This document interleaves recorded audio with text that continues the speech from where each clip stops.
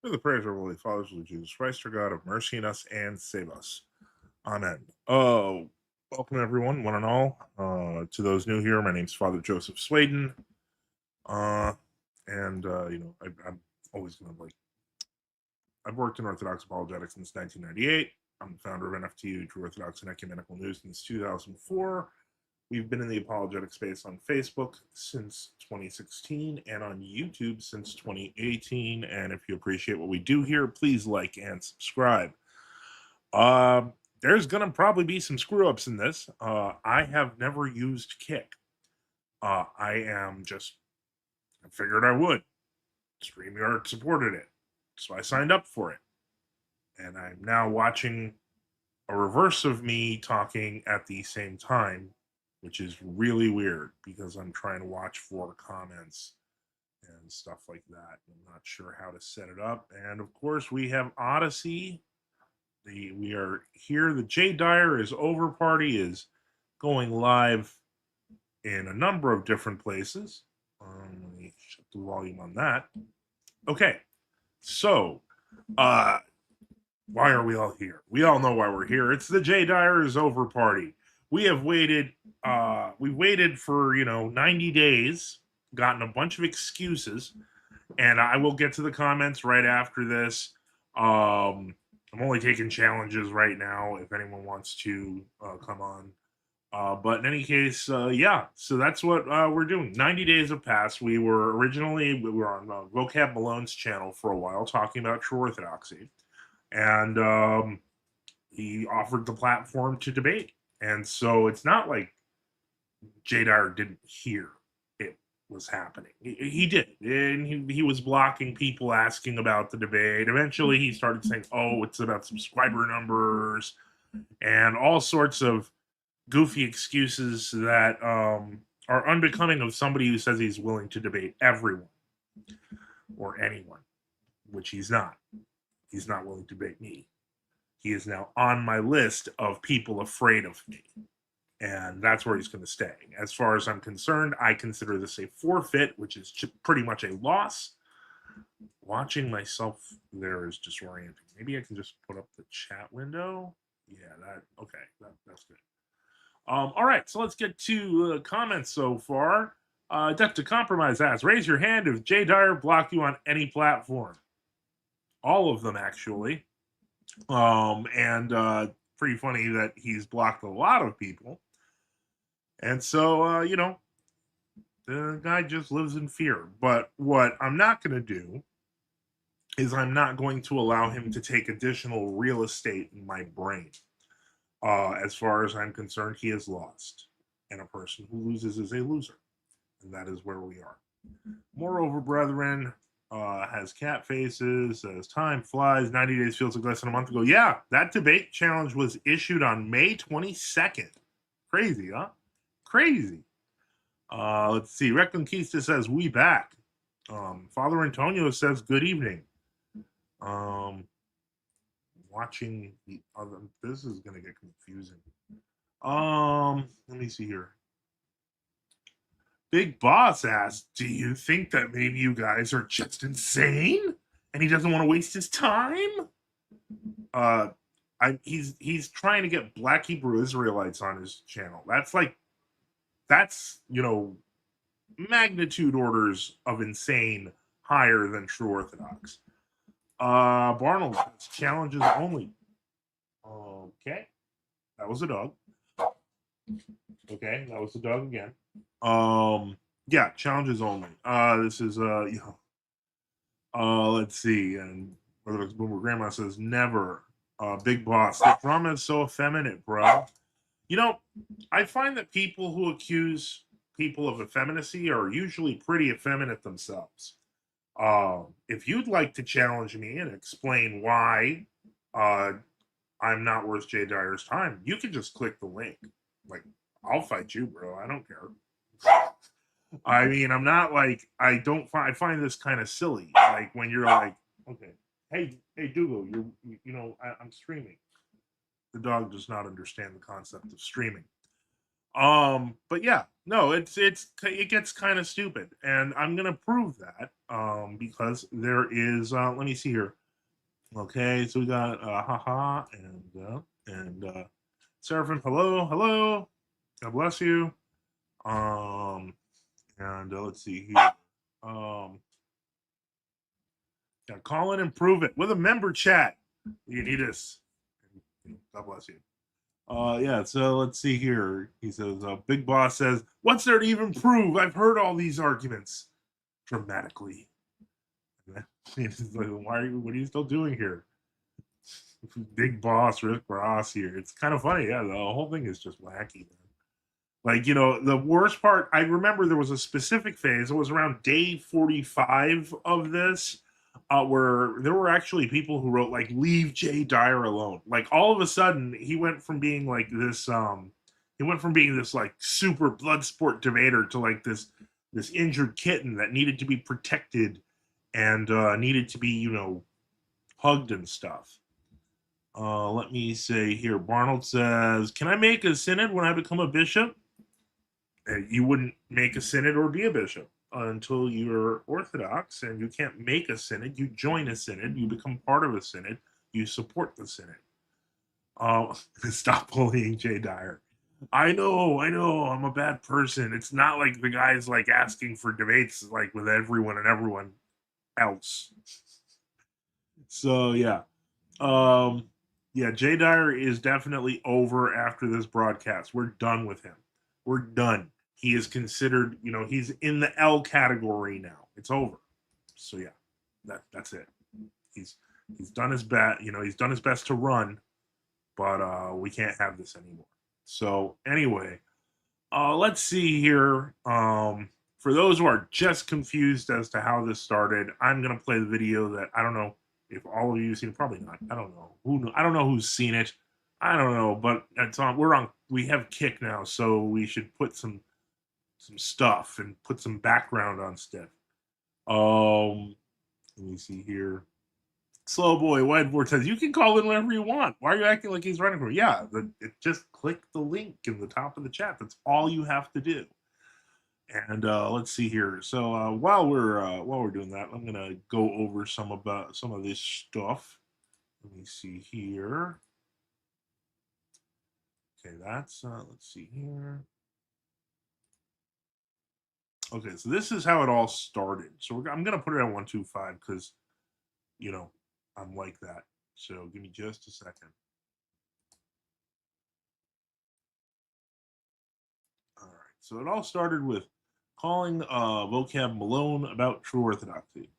Yeah. Are we supposed to be celebrating? Well, you can celebrate if you want. If this is, oh my gosh, oh my gosh. Sam says, can I ask some personal questions? Maybe be a best off stream. Can I DM you on the cafe?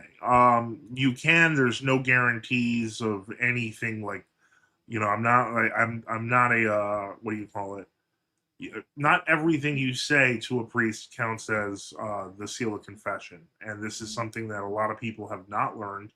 I'm not your spiritual father, but if you feel like you really need to talk to me about some sort of orthodox thing, apologetics thing, I'd be glad to. I prefer things were public. I like when people ask questions in public, but if it's something that you feel uncomfortable talking, fine, that's fine. Let me see here. So this is a whole stream dedicated to how we don't want to think or talk about him? No, it's a whole stream making fun of him because he is a faker and he lies. And also, I can ask for money. I really appreciate it. I've got all sorts of problems. People who are wondering about the glasses, by the way, I am actually having problems with my insurance. I got called by the eye doctor to see what we can do to fix that. So, full disclosure, I want my glasses. I just can't get them. Let me see here. Are we supposed to be celebrating? That's up to you. I don't get it. If you're done, you're done. Hey man, you seem new. I've had to deal with 90 days of waiting. We've had an open challenge. He slanders our church. He slanders our people. He lies about us. So yeah, I'll talk as long as I want. Thanks. Keen. Barnold, next beef is with Father John White. I assume you mean Father John White for that's already done. I pissed him off on Twitter and he blocked me. And it's fine.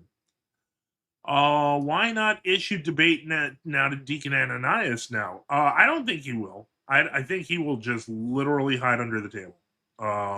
He's no none of these people are historically equipped to answer true Orthodox. Ironically, the only people who are equipped to answer true Orthodox are other true Orthodox because we actually know more about the situation than your average, not even average, than your high level World Orthodox or Dyer. Then after we issue a debate, when we keep it going. Well, no, David Arhan's already off the list. As I've mentioned previously before, what's it called? When we did the Crucible debate that was massive 2 years ago, David Arhan actually sent a note to the guys running the Crucible saying, don't platform him at all, don't allow him on. And that actually, I think, kind of made them mad because they don't like being told what to do at the Crucible, and that's why they're super popular and keep on growing because they don't, take orders from people like Dyer or Arhan. Barnold, I want to confess, but I don't want to go to jail. Okay, don't message me. Like, don't message me. Like, honestly, you really need to talk to your priest, and you might need to talk to required authorities. Yeah. Unfortunately, if you've committed a crime, you really need to talk to the authorities about that. I'm sorry, but that's my position. The church's job isn't to cover up sins; it's to free people from sins. And what I would advise you, even if you were confessing me face to face right now, I would flatly say, first off, you need to go to the authorities if you've committed a crime. It's about some rumors I've heard. I don't want to spread anything not about me. Okay, that's fine. Although that could probably even you could probably even ask publicly on the cafe. Then Luigi. Luigi has had me blocked. I think he's a good kid, but I think he's kind of afraid of us. Slow boy whiteboard. You got popcorn, bro? I feel like this is gonna be silly movie. Uh-huh. Okay, big man. Anyway, let's see here. Glasses are a Jewish lie. Just come on, man. First off, they're not. Historically, glasses have been in use in Europe for hundreds of years. Second off, staring at the sun's a dangerous idea. It's not like it's not like some weird demonic entity from that in Portugal would tell a bunch of people to stare at the sun. Let me see here. Oh, we've already got our first comment, I think, on Kick. Um, tired of streaming to zero? Let's change that at nejna.com. Uh, I just started on the platform. I just assumed I would stream to zero, but I'd probably be in some list of live shows. But thank you for the offer. Let's see here. Barnold says, call out Sam Shamoon. Sam Shamoon blocked me ages ago. Yeah, he's not. He hides behind William Albrecht now, and William Albrecht hides behind crying like a girl and calling me a stalker. Debate Father Spiridon. About what? He seems like a nice man. Fight Abbott True Fun. I would actually do that, but I know he wouldn't do it because his main thing is to pretend like he's a traditionalist, but then like talk about how Roman Catholics and Orthodox are the same church. So yeah, I don't think he would. Holy cow! Is that Earthon note to the Crucible visible online? It's not even visible to me anymore.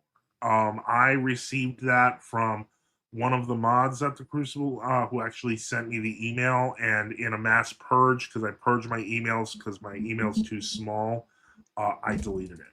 But I'm sure if you ask Zen Shapiro, if he hasn't deleted it himself for whatever reason, he would have it. Oh, look, I can put the ad up. Oh, yeah. Okay, well, thanks for the offer.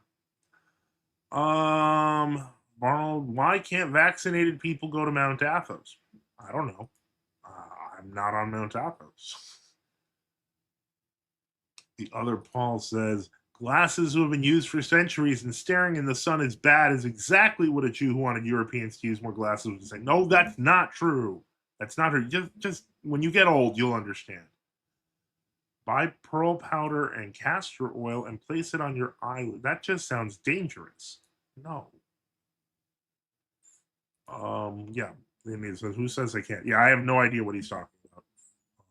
Leonidas. But in any case, all right, so I'll just share this here video for entertainment purposes, and I'll interrupt it when people have things to say. And again, if you want to challenge and you want to debate me, then please, by all means, I say, click the link at the top of the chat.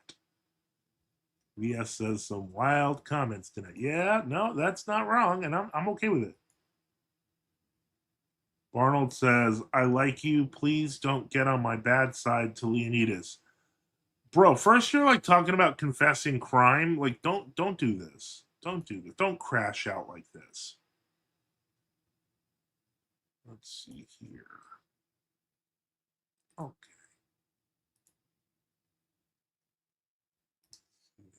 Goose.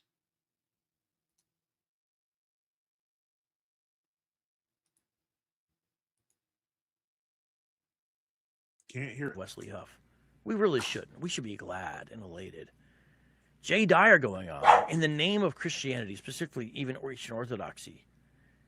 We should not be proud. Let's just put down the different labels of types of Christians here. Just as someone who names the name of Christ, that's someone who's representing our body. That's someone. It's such a shame. It is such a shame. Father Joseph is able to join. D-Love, I got you on, but I got to mute you on for now because we'll try to bring up this gentleman. Let me see if I can get you on here, Father Joseph, and how it would look. I see you're there. Just give me 1 second. I just got to make a few adjustments here, and I appreciate you coming on and all of that, and I'd love to get your perspective. Okay, you should be with me now. I just need to make one other change, and you'll be out of the green room. There we go. Welcome to Street Apologists Live, Father Joseph. Tell us a little bit about the work you do and some of the videos you've done on this topic, please. Oh, yeah, sure. Well, I've run NFTUs, kind of the YouTube apologetics thing. All right, with comments coming in, I'm just putting them in. JD Vance doesn't want to. JD Vance, I have nothing to debate with JD Vance. Let's go. Yeah, he hung up. Okay, so I took myself off the screen so there wouldn't be two of me because I think that Sweden on Sweden look is not cool. Since 2018, and I mean I have a kind of a weird history with Jay Dyer. About 2 years into starting our apologetics channel, maybe about a year and a half, all of a sudden, this was very early on, and then it died out. We started getting nonstop requests to debate Jay Dyer. And we were always like, okay, this is kind of ridiculous. But every time we noticed that he had blocked us on, things like Twitter, now X, so on and so forth. Yeah, why does he do? He does that so quick. Like, not only does he, I don't. He doesn't just do it quick.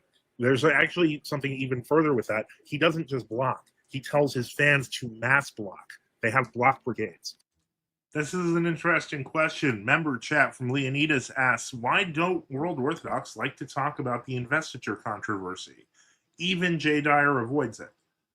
That's a valid point. And the reason why is because of the fact that if you can pinpoint the actual end of Western Orthodoxy and talk about the actual schism and the Great War that it caused, etc., in the 11th century, then they can keep their stupid ecumenical estrangement theory, which allows you to say, well, Rome sort of fell in the 7th century. Rome kind of fell in the the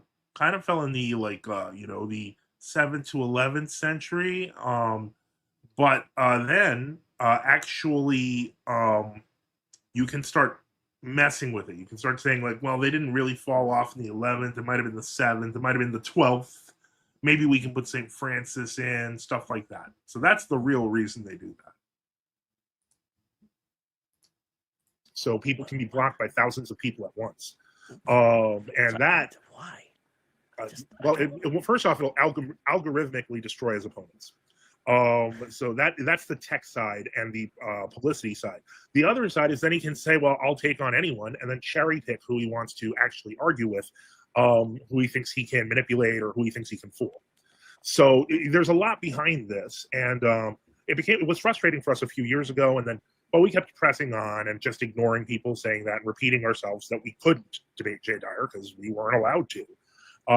And so it wasn't until, as you know, you may know, vocab, I'm a true Orthodox Christian, which means we're, old calendarist. Old calendarist. Right. Well, they call it old calendarist, but like in Russia, for example, Yeah. everyone is on the old calendar, so they're just called the True Orthodox of Russia. So the proper term is True Orthodox. They like calling us old calendarists because they like to say the ist about it and then say, see, they're a sect. But we can do that back and say they're new calendarists. And they call you, or people that disagree with your position would call you old calendar schismatic, right?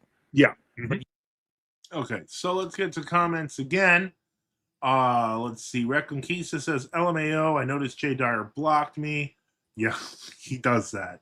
Now, let's see. Barnold says, are schisms being made in World Orthodoxy like Jay Dyer? Well, it's not like he said. It's that they are happening.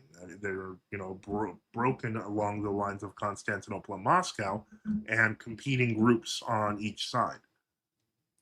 CRB Go says, when he declares you a moron, not an intellectual, he blocks you. Simple, no offense at all. If Jay thinks you're stupid, you become blocked. No, I would say that this is actually much more deliberate and you want to play it off like it's innocent. But I can prove it because I have the receipts. We can actually switch videos and come back to this in a sec. Let's do that, actually, since it is the Jay Dyer is over party. One moment. Because as I will be glad to tell you, we had this issue in 2023 after the debate, the Crucible debate. What ended up happening was people became desperate. There were people who were just desperate to find out if it was really the case that Jay Dyer is making up stuff, that he's not actually able to debate everyone, that he doesn't have as firm a grasp on orthodoxy as he thought. So let me get that video up. And we're going to switch to that, and then we'll come back to this. But that video, let me see here. I am looking for it. One moment. I usually keep these things much more organized. So let's go here. No, he's even dropped off the top 10 on my list. Give me a moment.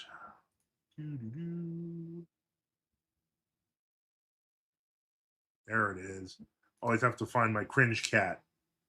The cringe cat is the thumbnail. So what happened here is that okay, hold on. I will take care of hold on. God bless you in the name of the Father, Son, and Holy Spirit. Seth, God bless you in the name of the Father, Son, and Holy Spirit. Arnold will just get right to this in a second. So just to answer CRB Go because he's wrong. Yeah, I didn't do nothing. Who is this? That's Vocab Malone. He's a Protestant street apologist. He's well known for dealing with Black Hebrew Israelites, and that's kind of how I think the interest kind of intertwined between us because of Dyer's obsession with getting Black Hebrew Israelites on his channel. Let me see. So we'll get to Vocab Malone back soon. So yeah, he's on YouTube. Let me see here. I don't know what. Okay. Let me see. Jay Dyer debated not so erudite. Yeah, I mean, fighting a girl probably is pretty simple for him. Let's see here. Didn't do nothing. Join. I don't have a Discord. Is a pan-Orthodox council even necessary at this point? I would say that it could be in the future. I'm assuming that new problems come up that need to be dealt with. Yeah, I would say so. But I don't know that there's certainly not what the Robber Council of 2016 certainly was not necessary at all. But in any case, so let me just get back to this. And so a brave member of Dyer Accord actually in 2023 sacrificed his membership to get me on. Like he basically like used as his status as a member to pull me into Dyer's Discord.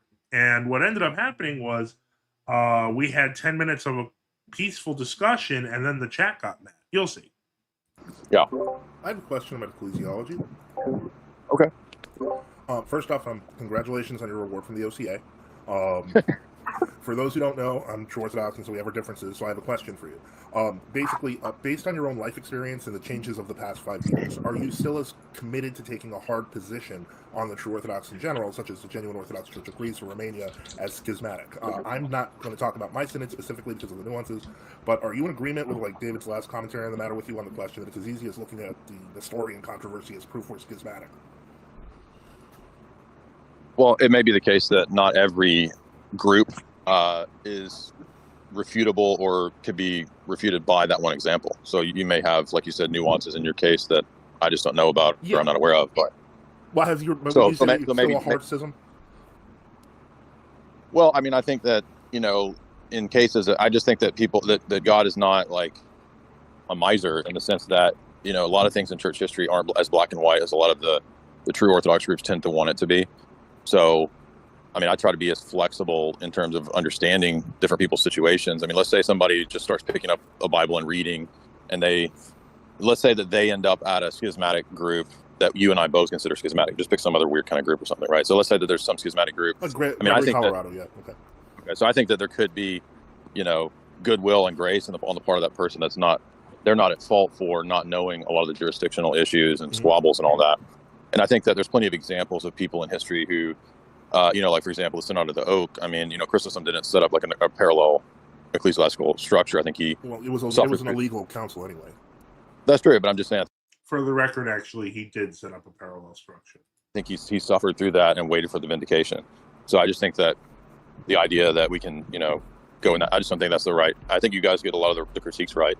I just don't think it's the right solution. And not that I'm trying to be argumentative, but technically the Synod of the Yoke wasn't actually a condemnation for heresy, but it was an illegal council regardless. But I'm just saying that that it's an example for schism. You're right that it's not an example for heresy. That's true. But with the Nestorian controversy, and this surprised me because you didn't say anything when David was speaking, and I assume that's because you probably read primary texts on the matter, where the people literally fled the churches, and St. Cyril was supporting. I'm aware. Yeah. Okay, cool. I was wondering why you didn't say anything, but I get it. Well, hold on. So I think that. You'll see in history, in my view, you'll see different examples in different situations. Mm-hmm. And the reason that's part of the reason there's not an easy black and white answer to all this, because, for example, agreed. There might be a situation. Wait, hold on, I'm getting a call. Let me no pause this. So there might be a situation where, let's say monks in a monastery are privy to, an abbot or somebody like that, or a bishop at a monastery, like they know directly all of the skullduggery and heresy that somebody's been involved in for many, many years, right? And so they're very close to, their proximity to, and then their knowledge of is much greater than, say, people in other parishes under that bishop who don't know what's going on. Like in their case, right, it would make sense for them to perhaps immediately leave. Yeah. But let's say people in the parishes underneath that priest, or underneath that bishop, that don't know the whole case and what exactly is going on. Of course. Like I don't think it's binding upon them to have to. But I do think that there is the right of people in certain scenarios, if it's boldface and if it's a recalcitrant situation that they can't deal with. I think that they can be justified in like running out of the cathedral, like under Nestorius. Yeah. Okay. Well, that's good. I mean, I think we're pretty much in agreement there. I hope that as you learn more about us, maybe that will change even further. Yeah, that was it. Congrats on the award again. Are you even a fan of the OCA now? Well, I think that, I have a lot of priests and bishops. Well, I don't know about bishops, but I have a lot of priests that are still friendly and positive towards the work that we do in the OCA. So there's some good people. There's some good people in it. Sure. But I mean, like if let's say the Antiochians and the OCA and Greeks, let's say they all got together and on their websites announced that I should be avoided, I don't think that would drive me to joining a different group. What I would probably do, honestly, is just like, I don't think that would happen to me in Rocor, but if by chance it did, like if I got booted from Rocor, like worst case scenario, like suddenly they put I don't know, let's say for the sake of argument, let's say, I don't think this will ever happen, but let's say they put a bunch of pressure on our bishop and he said, I think worst case scenario, they would just say something like, you should stop publicly talking about theology or something like that. I don't think they would, because I haven't done anything to be excommunicated. Right. So Well, I'm thinking more of the Father Peter Here's case, because what's going on with him is terrible. I don't actually know, and people might think I'm saying this because I'm trying to avoid this. I don't actually know what all his canonical status issues are. Like we haven't talked in a while, so I'm not privy to what's going on. I do think that it's kind of. All right, so let's get in some comments here, because it's been it's been a minute. Who won this talk? You'll see. We should create a bunch of fake accounts and spam him that he lost the debate. Forfeit would be technical. The term is forfeit because he did not actually agree to even do the debate. The black Hebrew Israelites believe white people came from Esau and black people came from Jacob. Jacob I loved and Esau I hated. Jacob and Esau were twins or brothers. Yeah, they have a lot of other weird beliefs that come with that. Arnold says, I need a bigger comb for my hair. Any suggestions? No, I can't actually. The last time you see this, I bought this really expensive comb and now I have no hair. So, someone tries to argue with him and he'll just lately mock someone's accent and then block them. He doesn't listen to him. Maybe he's just got a lot of Muslims calling him. I have no idea. It's a cult of personality, the J Club. Sure. And I would agree with that. The Ortho Bros. Jay is intellectually dishonest. Orthodox in the future will have to grapple with the Ortho Bro phenomenon. I don't know. I think it's actually starting to self-regulate. Wooden comb, maybe? Wooden combs are good. So, yeah. Does the struggle against ecumenism have any errors? It has a few. It's a little on the doctrinal sectarian side, for pro Hockna. So it leads to some inaccuracies, but it is very well documented and probably one of the best mass market books you can purchase on the history of ecumenism. I'm not going to take that from them. Oh, great idea. Yeah, there's a few. Vladimir Moss wrote a review of it, but Vladimir Moss also in his review said it was actually pretty good. Like he said it wasn't perfect, but he said it was pretty good. So let's get back to this, and we'll put that back on the screen. And then I will disappear, and this conversation will continue.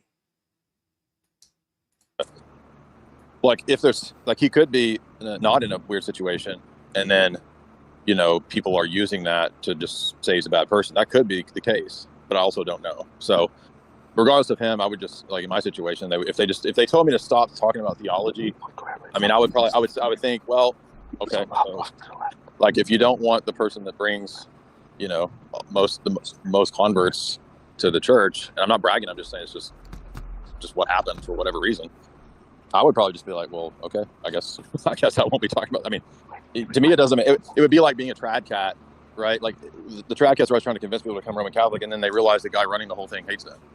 You know what I mean? It's like, so I would just basically probably quit talking about theology. Just be like, okay, yeah, fine, well, do whatever you got to do, and then I would just wait and trust that vindication would eventually come, because I think I can be heated and I can be arrogant at times, but I'm not a heretic and I don't intentionally mislead people. So, I'm not going to confess something I didn't do. So, yeah, if they're understandable. Yeah.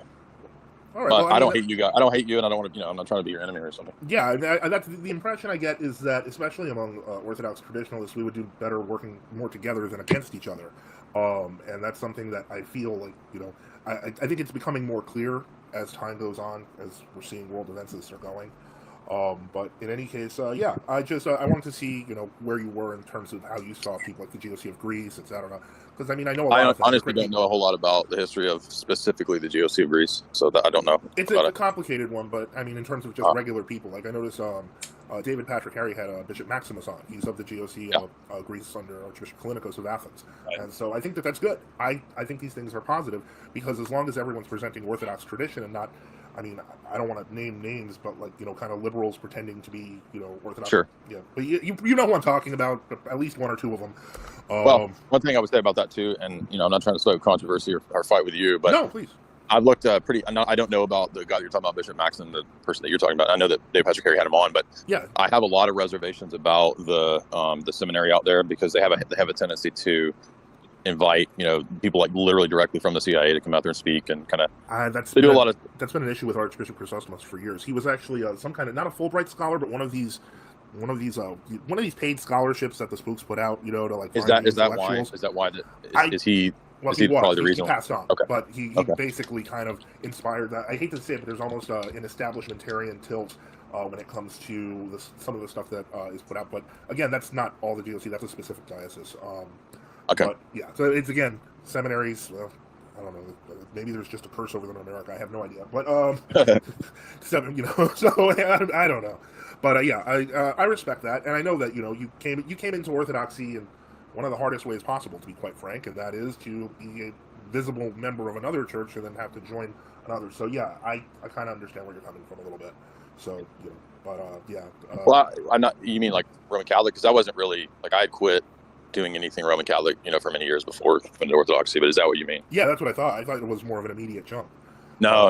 Like I was like I went from Tradcat to basically no affiliation for probably, I don't know, it's 5, 6, 7 years, something like that. And then I kind of warmed back up to Orthodoxy. Like I got really interested in Orthodoxy in 2007 and almost converted and got married in the church and all that. And I held off and but I was really done with Tradcat stuff. So yeah. No, I mean, I get that. I was never in the Tradcat movement, but I was always in very conservative RC dioceses before I became Orthodox. So, all right, well, that's an interesting thing. Well, I'll ponder what you are saying here, and I don't want to be. Yeah, I appreciate it. I'm trying to fight with it. Okay. No problem. Appreciate Take that. care. Okay. 20 minutes later. I've kind of been in the voice chat, Jay. Sorry to bother again, but a few people have been asking me to ask you if you believe true Orthodox are Donatists.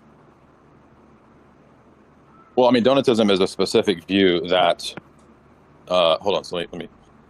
The Donatists thought that the minister's grace depends on his internal state. So if a minister was sinning or had sinned, right, then the grace was inefficacious. Correct.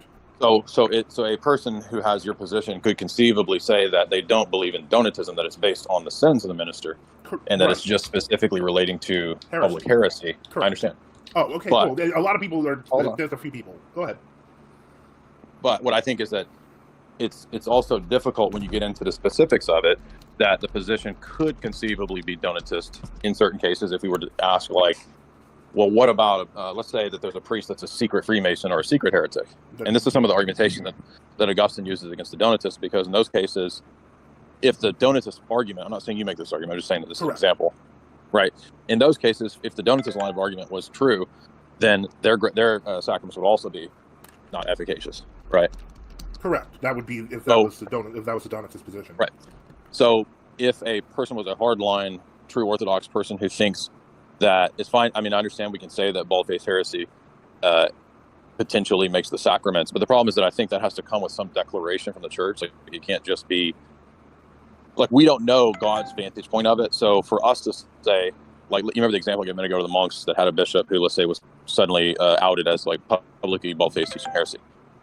I think that those monks could be justified in leaving that bishop, but I don't think it's like incumbent upon every person to automatically know that situation. But if it becomes known, then local. So the church is local, right. So by nature that it has to be a local situation. I mean, because basically, I just use Greece as an example. I mean, when they changed to the new calendar, it wasn't like a friendly debate. Like, they literally started arresting people who were using the Orthodox calendar and putting them in jail. Mm-hmm. People died.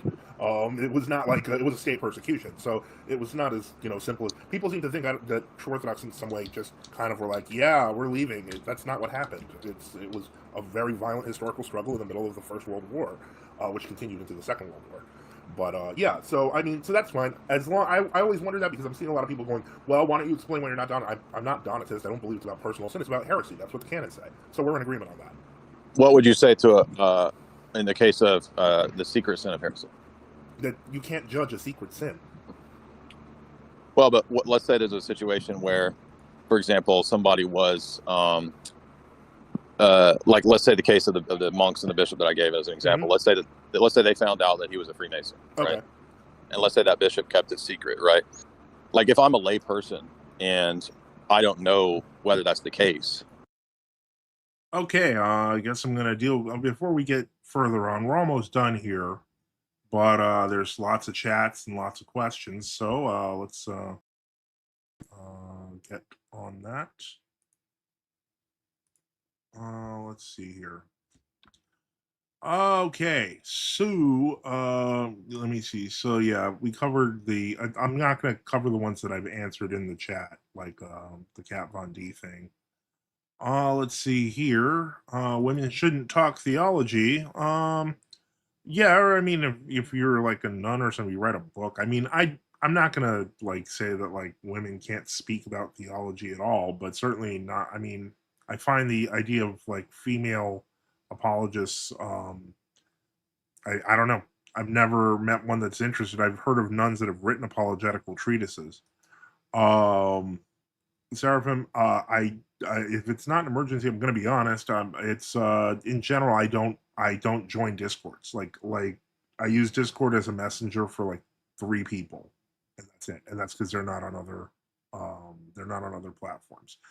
Um, I encourage people to go to the Afrosynos Cafe at afrosinoscafe.com. Because that is always it's a great Orthodox forum. It's getting busier and busier, and because of the attacks of Russian bots, it's effectively become an exclusive club. And the only way to get in is to tell me on one of these live streams that you've put in a membership, because there's literally hundreds of bots that are just impossible to regulate. Let's see here. What do we have next? Let's see. Oh, okay. A personal attack. Awesome. Is it true that Sweden was confronted by Bishop Andrei Maklikov to not get involved in the marriage of a laywoman, Senya, from another synod in the early 2000s? No, that's a misrepresentation altogether. She was in the middle of a divorce, um, and that caused, me ecclesiastical headaches. But I was a layman and a young layman. We're talking about 20 years ago, basically. Um, and that because of his refusal to stop pursuing her, he ended up leaving the Roac altogether. That is also false. There were a number of things that were going on, not simply my early relationship with my wife, but there was also the issue that I was publishing on NFTU, and Nathaniel Kapner, brother Nathaniel, started his church news site, which Andre endorsed, and so there was a lot more. And then there was the case of Deacon Nicholas Stanishek, or now he's just laicized as Nicholas, I guess, who was trying to get married according to Metropolitan Valentine's okay, and because of the canon that allows for an exception if a bishop blesses it. So a whole bunch of things were going on, and I was in the middle of them. And so no, it wasn't like it was like I spoke to this woman and stopped. No, that's a lie. What happened was there was all these things going on. He wanted to do things a certain way, and sometimes they weren't the right way. And but other than that, one day he just said he was just tossing people out he didn't want, including Deacon Nikolai, and myself. I called, and he said, "You're not welcome in the synod anymore." And I said, "That's not right. I literally just came from Russia. I talked to Metropolitan Valentine, and I when Metropolitan Valentine came, I believe the next year, I tried to go there and I wasn't allowed to see him. So it's water under the bridge to me. I was pretty heartbroken at the time because I didn't understand what I did wrong. And but that and some snarky comments on internet forums ended up propelling me in the direction that I went, and it seems to have worked out at least okay for me. And I'm thankful to God every day for the way things worked out.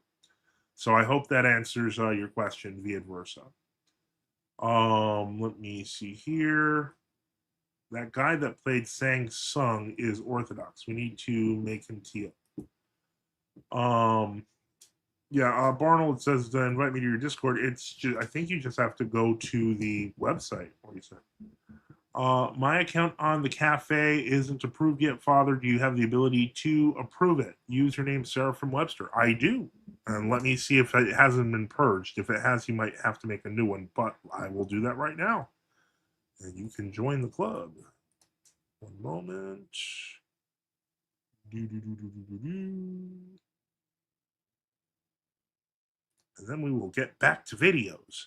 And it's been, hold on. While we're doing, nope, I still have a few minutes. So we're going to go to the control panel of the Frosenos Cafe, and I am going to look for Seraphim Webster. Okay, give me a moment. Manage users.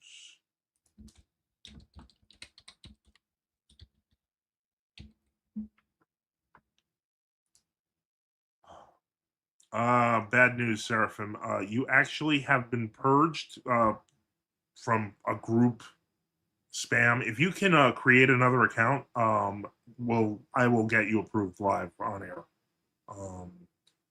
So sorry to hear that. I think you could use the same name because I purged it, so it should work fine.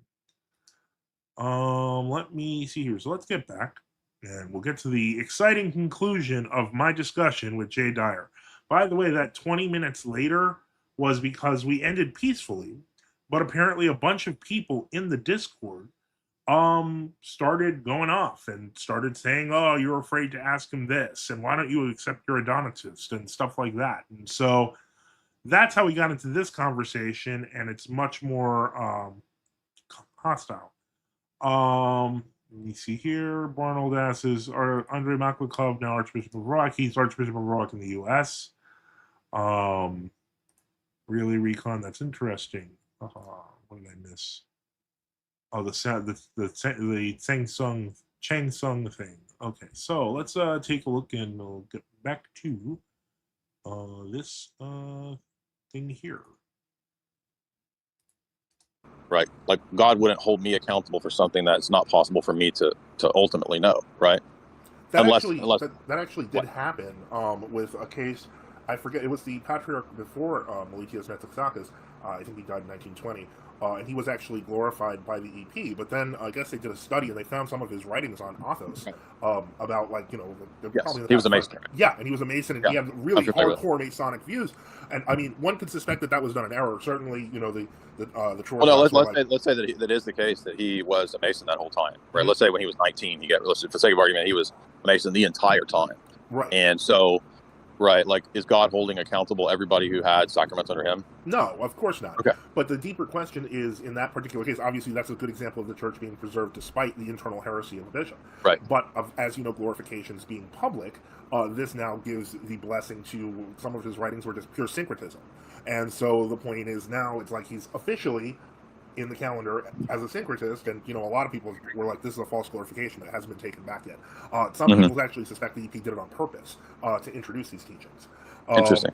But I wouldn't have a problem you know, saying that. I mean, as far as I understand it, I would say that guy was heterodox, and I would say that Bartholomew is heterodox. Yeah, and we've been saying that for 7 years. So the point is, yeah, but I think that the difficulty comes when everybody else, right, that becomes then the next situation, and it becomes like an infinite regress of, like, well, if you don't recognize every position that we recognize, you're also in the same, you know, you're a fodder of heresy, right? Well, we've experienced that, so I completely understand. Yeah, I mean, good questions, and I'm open to hearing, you know, those kinds of arguments. We would probably agree on a lot of those topics of the history of that guy, and if that guy was a lifelong Freemason, I would agree he's not a. Well, yeah, that's more of a curious case of somebody who was privately a heretic. But now my point would be that moved from private to public with the whole Churches of Christ encyclical and the aftermath in 1924, and obviously what happened in Russia. So the point is, those people who were keeping the faith, we would say, aren't schismatics; they're just Orthodox. And that was actually the Mars Hill decision in 1982, where they finally gave Old Calendar priests the right to health benefits, because ultimately it was determined by the court. There's really no way to call these people heretics or schismatics. But in any case, So you don't think we're Donatists, or that's good. Well, I mean, it depends upon, again, like it depends on where a person goes with an argument, right? I mean, you could conceivably have people in your camp that could fall into Donatism, right? Not well. I mean, if they did, they'd be really. Remember that this is one thing I learned recently, and it shocked me, is that I guess among World Orthodox they don't know the rudder because the priests sometimes tell people not to read it. But that's like kind of like baseline education for us. It's like catechism. Granted, it's a very legalistic catechism, but the point is that. You think canon law is the way to go about catechism? Well, no, I think it's part of it. I think everyone should be exposed to the rudder, absolutely. And I don't call it canon law because the canon law is when you take the canons and you start really going into the legal application. Like they have lawyers like that in Greece who are very, very rare, and they have to get some kind of degree for that specifically for canon law. There's very few actual canon lawyers.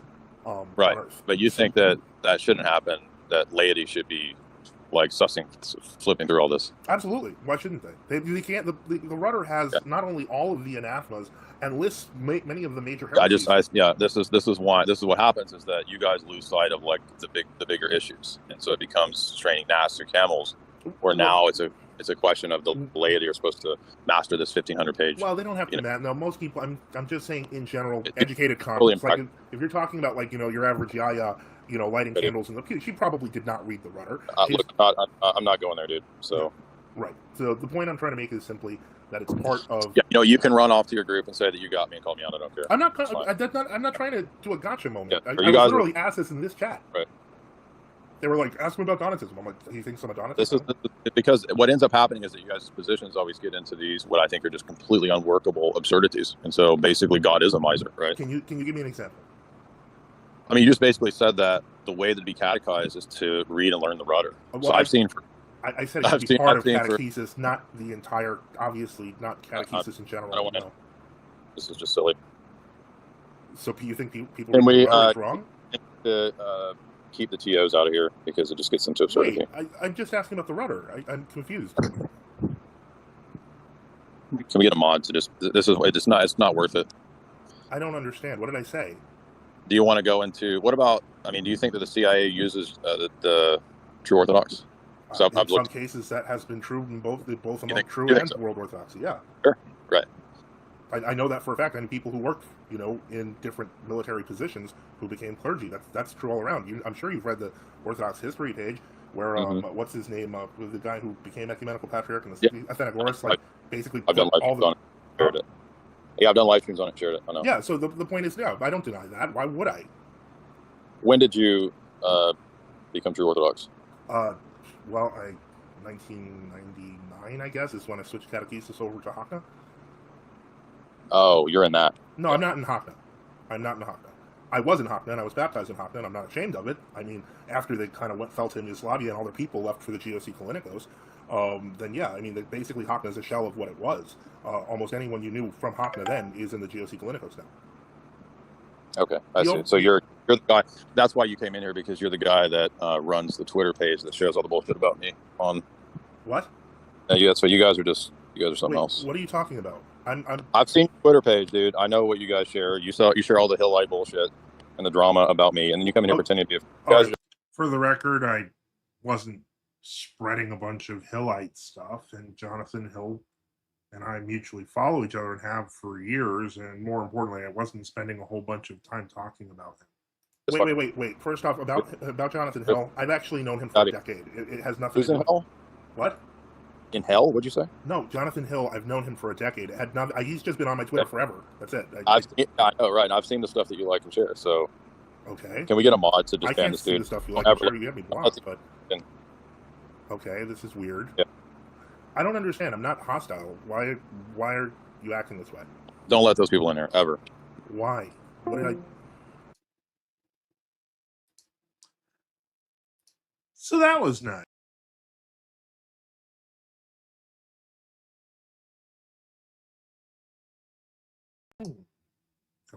So that was my one and only conversation with Jay Dyer.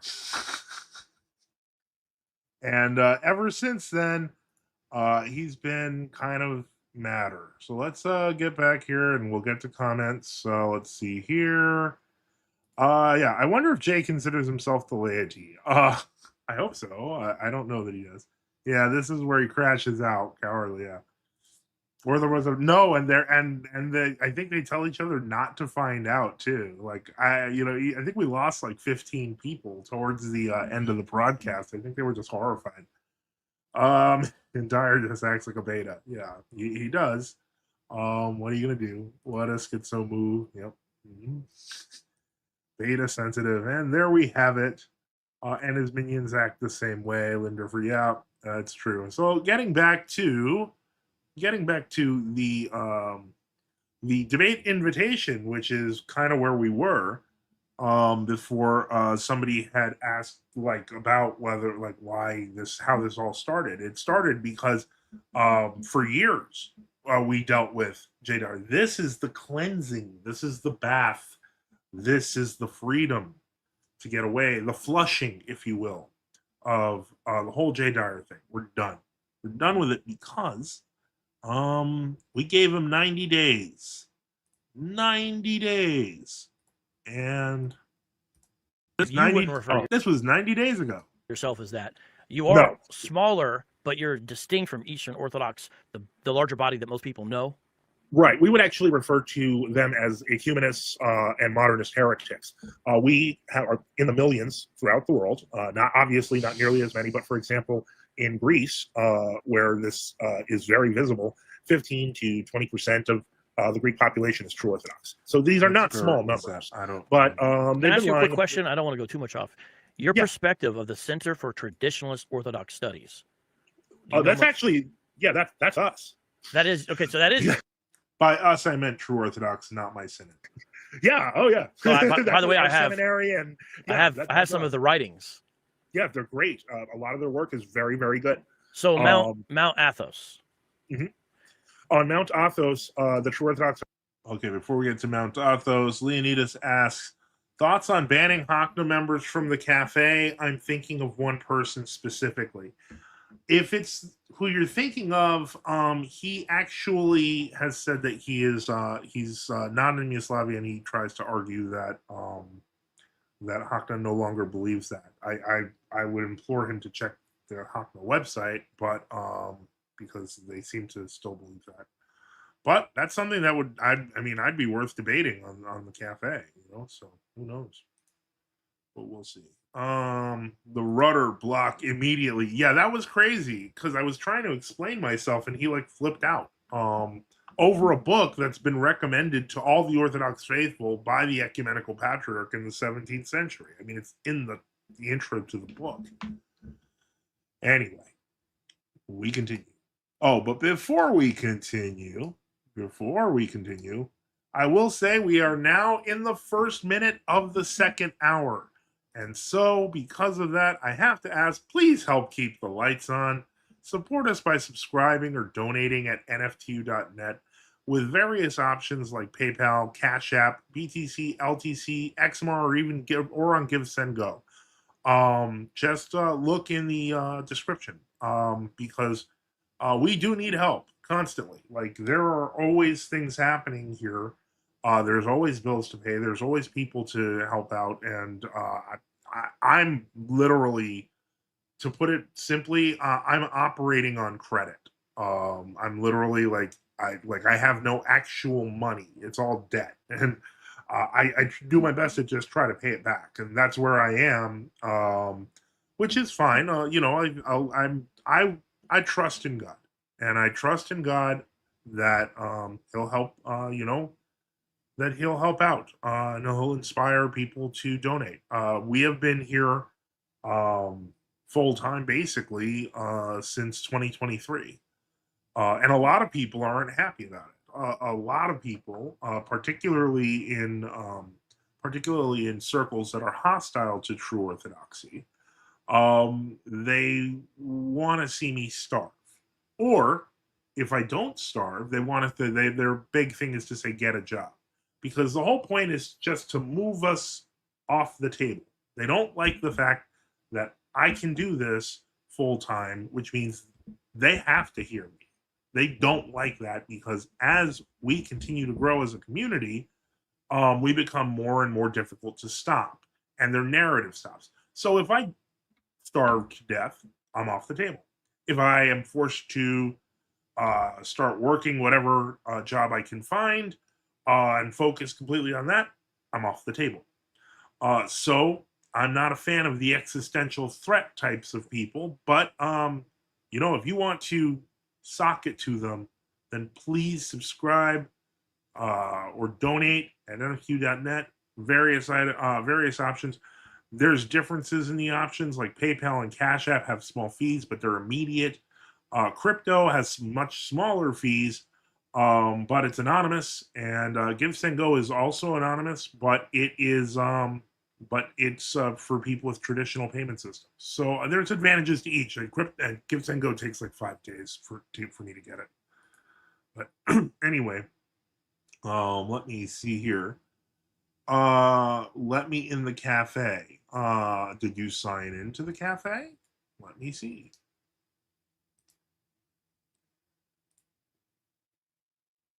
Okay. Barnold, I'm going to keep you on a short leash, but you are now, and I definitely want Seraphim to sign in also, because we really do need it. You are now, hold on. And if you start being weird or spazzy, I will ban you immediately. We've had a few people that do that. You are now activated. So congratulations. You have joined our exclusive club. Let's see. Are you actually in debt or just saying that? No, I'm actually in debt. Orthachal says he realized he was losing frame and he thinks in such terms, so he had to cut it. Clearly not an honest apologist, and I say this as someone who once thought he was all right. I'm sorry to hear that. Yeah. Don't worry, when the economy collapses, no need for debt anymore, Father. That's not comforting. Okay, so let's continue with the video. Are represented by the monastery of Esphigmenou, which is the largest. I thought it was Gregorio. No. Oh, okay. It's represented by the monastery of Esphigmenou, okay, which is the largest of the Orthodox monasteries on the mountain, and is actually like, okay, I know you don't want to go into like great detail, but basically in the 1970s, all of Esphigmenou, all of Mount Athos supported the true Orthodox. What happened was Patriarch Bartholomew began taking out abbots when he saw he could and replacing them with what we would call ecumenists. And so they were supporters, or at least supporters of his policies. Esphigmenou realized what was happening, so they basically kind of closed the doors. Many of these ancient monasteries have giant gates and have had to withstand attacks from like Islamic forces over centuries. I tell you what, we should probably, I don't mean to cut you off, but I feel like we're going to have a whole other separate conversation. Yeah. We should probably, if you're up for it, maybe do a conversation where I more interview you and get a true Orthodox perspective. I'd be up for that if you're interested. I would totally, yeah, absolutely. Because I understand there's differences I don't think a lot of people are aware. And they briefly brought this up in the Rousson interview, and I saw you responded to it, because he basically slandered and lied. Now, the whole way. Yeah, you don't have to. You and I can disagree. By the way, we can actually put that video on about because it's short. I really hope not. I really hope not. It's a great opportunity to learn and to interact with other true Orthodox, etc. But some people, they're like, I'm gonna just try to take this down, and then they vanish. So anyway, can you get an interview with Cleve to Antiquity? I actually did an interview with him. And I'm kidding. Yeah, I don't know. Barnold can get, he can get wacky. Let me put, see, like that. Can you put on a vape guide video? No, I can't. I don't even know what a vape is. Is that a safe or is that a vape? What are you talking about? Don't. You better not mess with the cafe like that. They're not going to be friendly. You will get reported and deleted. So let me add that, because we do have to add the basics, since it is the J. Dyer is over party.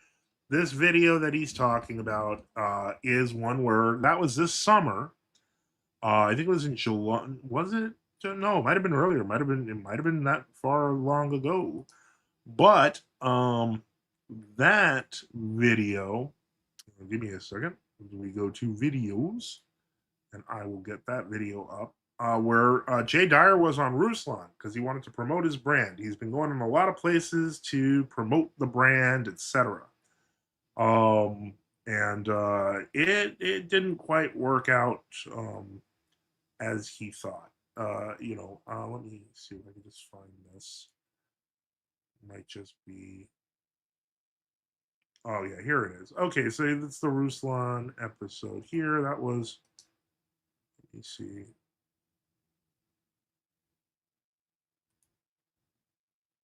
All right, does this have the Ruslan thing in it? No, this is after. This is after. Okay, then we're not going to include that. Oh, here we go.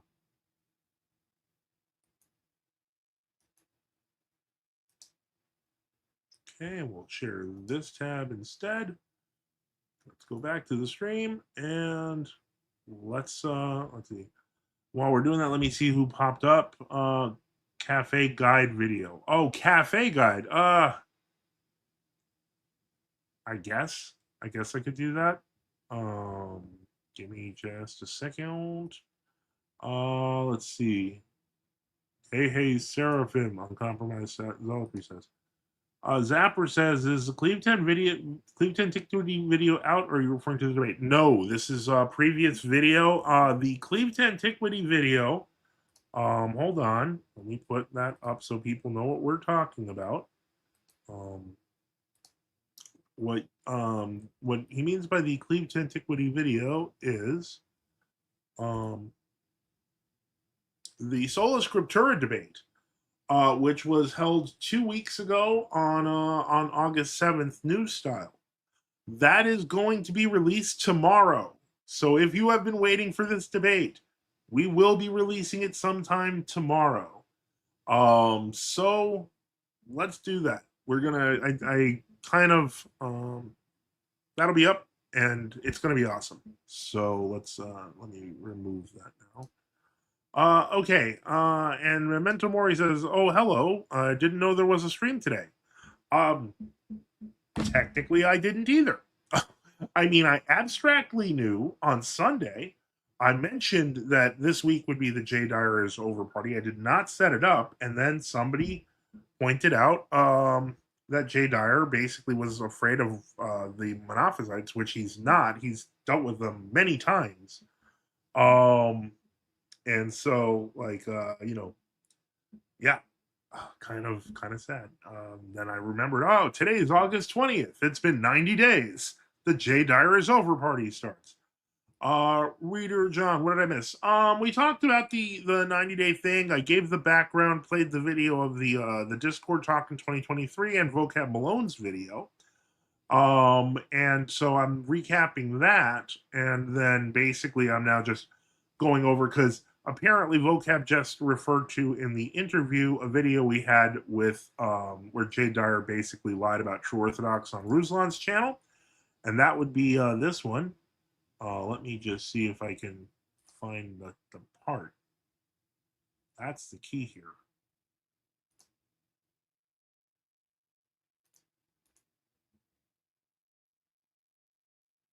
Yeah, okay. I can skip my own intro.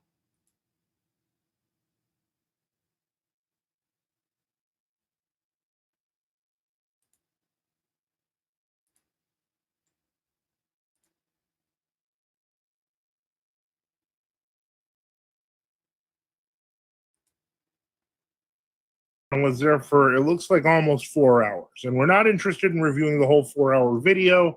My insider, part of the, our NFTU army, if you will, found this. It was a clip of about 5 minutes where Ruslan asked Jay Dyer about True Orthodoxy. And, after watching, I watched it, and I was screaming at the screen the whole time. You'll see why. If you are a true Orthodox Christian with a happy life in a church, you're probably going to be upset by the stuff this guy says. He just lies. He just lies the whole way, and we're going to cover each of those lies. And let me just see if I can make it a little bigger without making it full size. Okay, I guess I can't do that. So, all right. So let's get started, and you'll see what I mean. To Anglicans and Lutherans? No, not you. I was just listening to groups that claim it. Got it. And I'm saying that the only way to suss out between those would be to go to the councils themselves. Okay. And see what the canons teach. Okay. And what the process of the councils was. For example, No, homeboy wants to use the canons for himself, but he doesn't want anyone else to have them.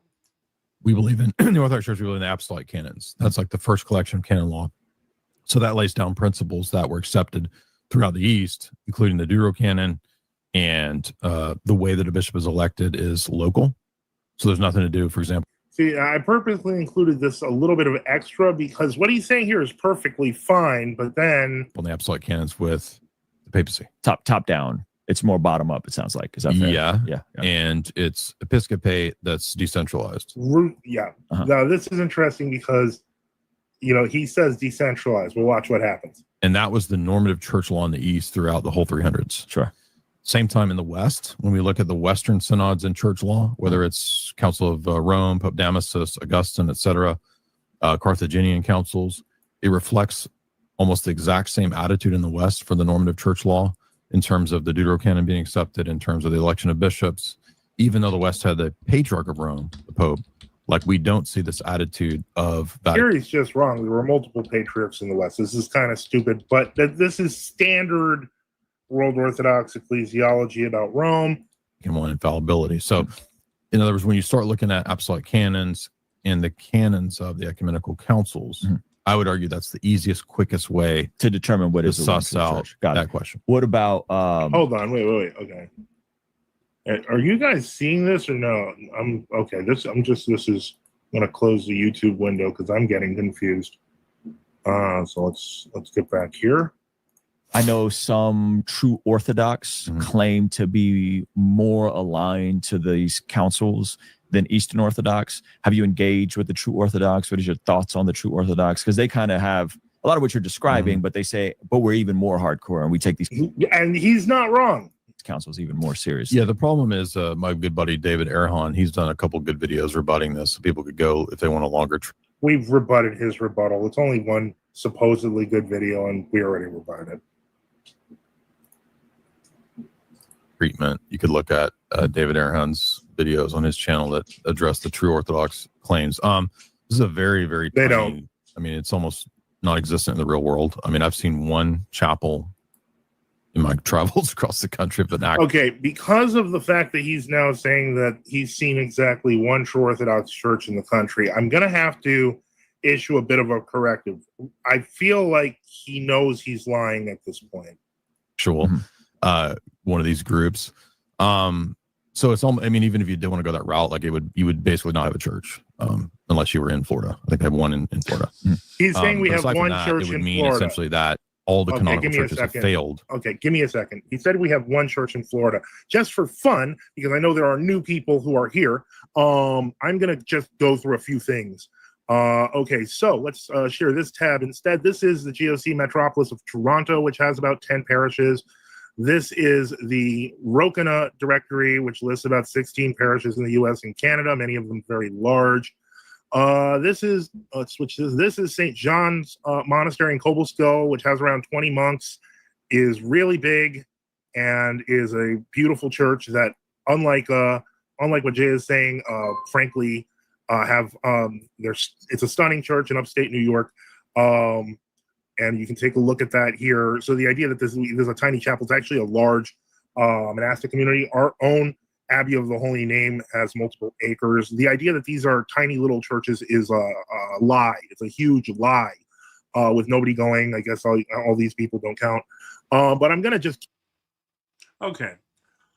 I'm taking a pause here. Give me one moment. We're going to pause. I've made my point with this. This is the video that was what was being talked about with vocab.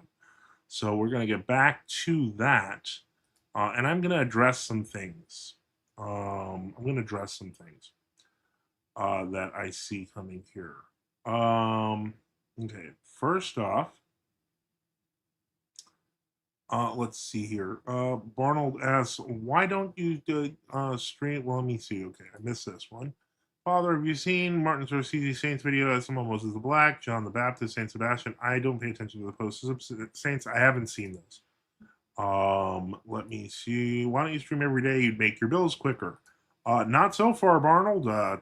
Technically, my stream right now is made 0.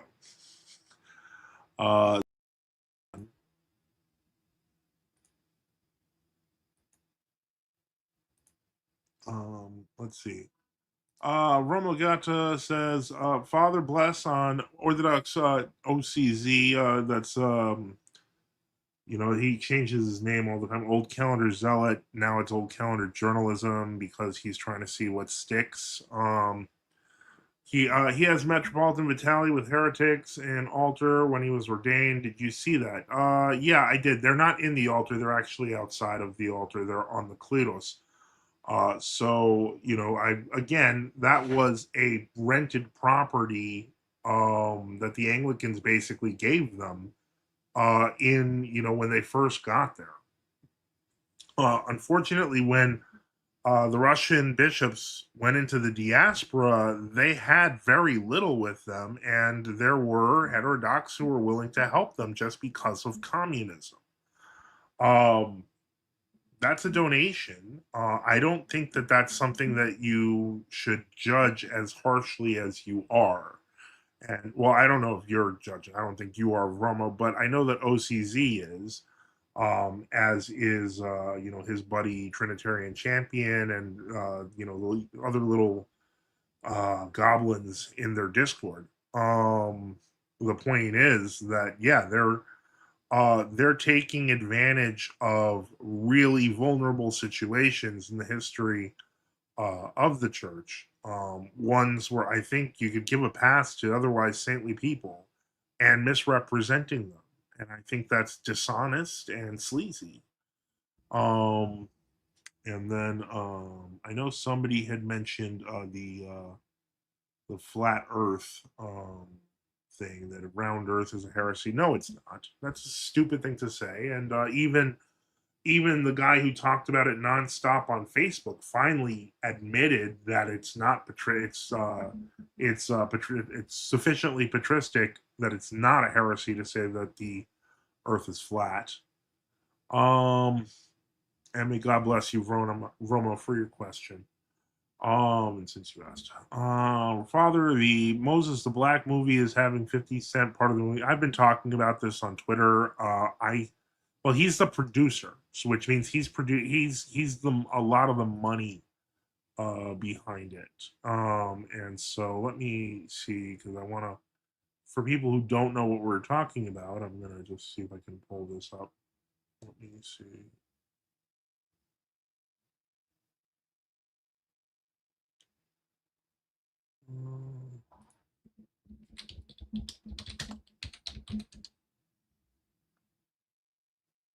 Okay, I guess this is. Did they just create this? Looks like I don't know what they're doing here. Okay, so I'm gonna put up this post from a guy named Theophan. And let me see here, make sure that it's showing. Okay. So they're making a modern version of the life of Saint Moses the Black, and they're retooling it into a 21st century gangster type film. As you can see, it's from the creators of Man of God. The executive producer is 50 Cent. Wiz Khalifa and Quavo and Omar Epps and Chuck Woody Woogie are in it.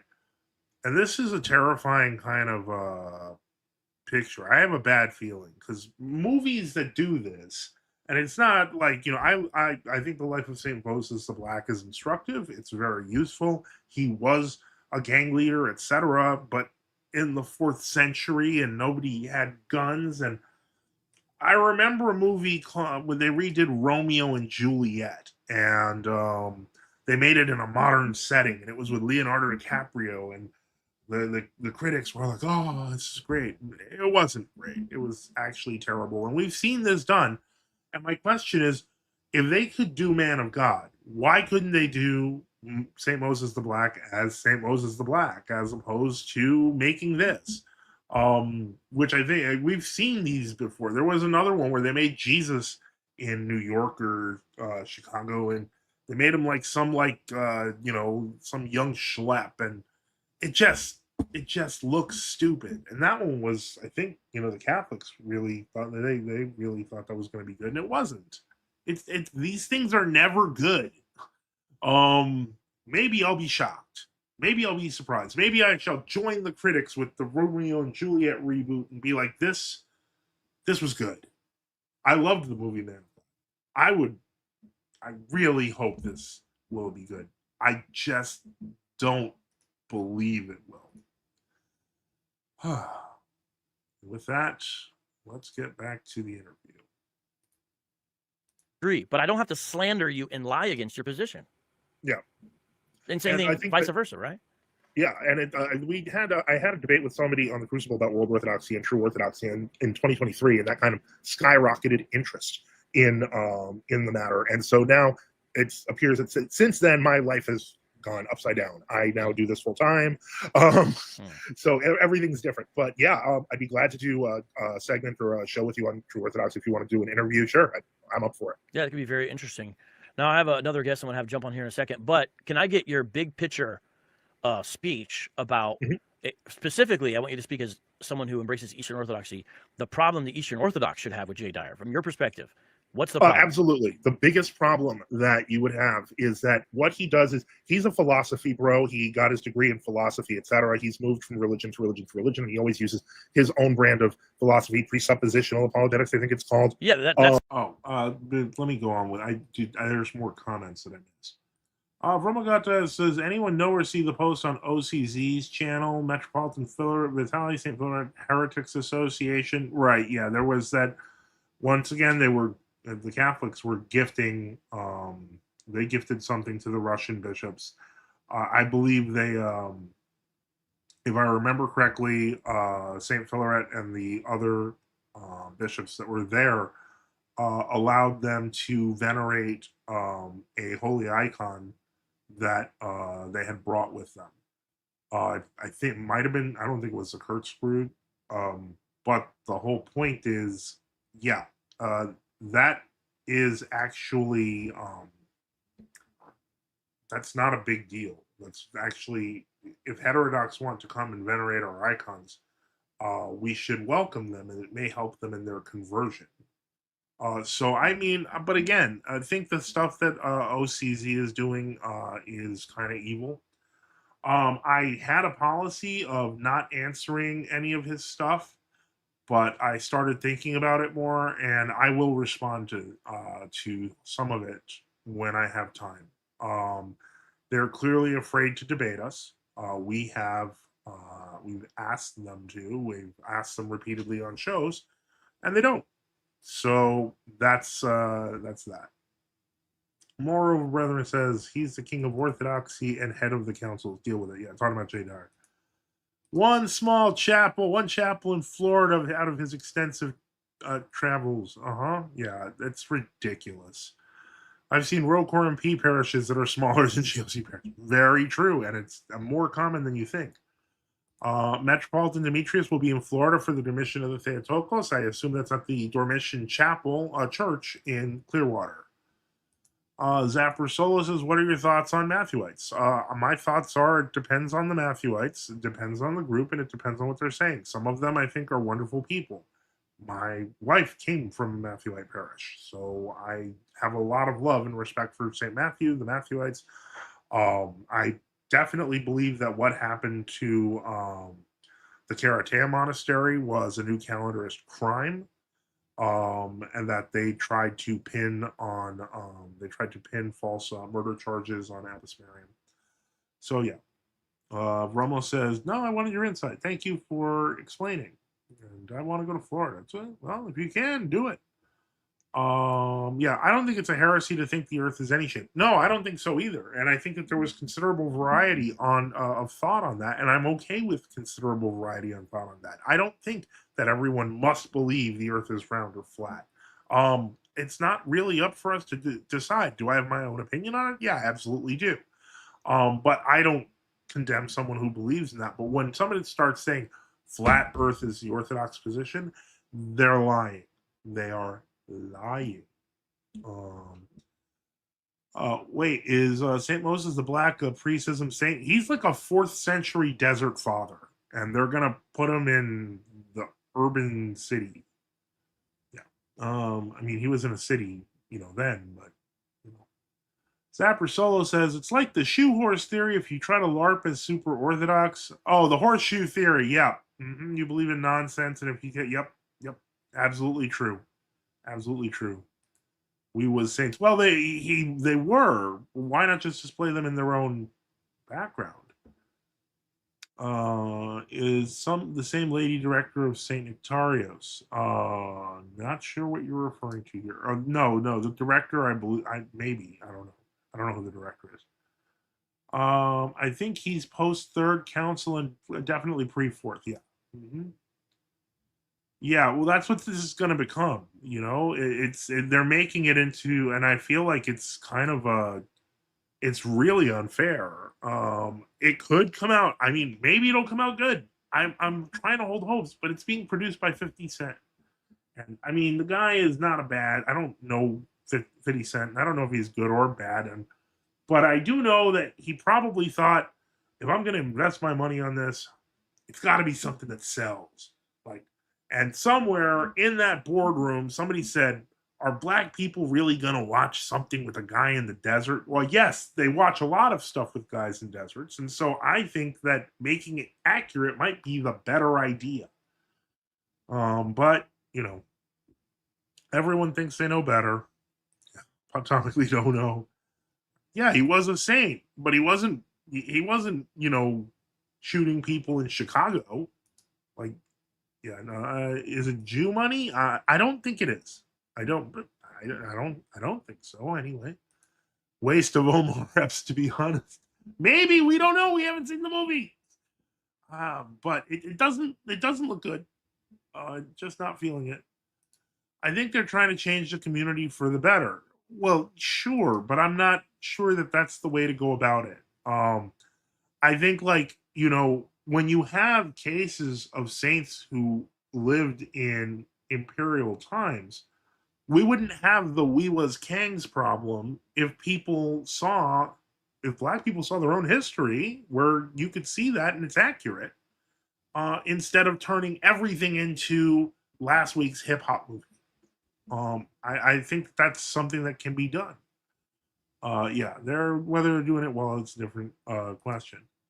Ramagata says it's not safe to film in Chicago. I don't even know if they're gonna film. They'll take some shots, and then half the shots will be in an LA set. That's how it usually works. Father, have you seen the Martin Scorsese? Yeah, you asked me about this. I haven't seen them.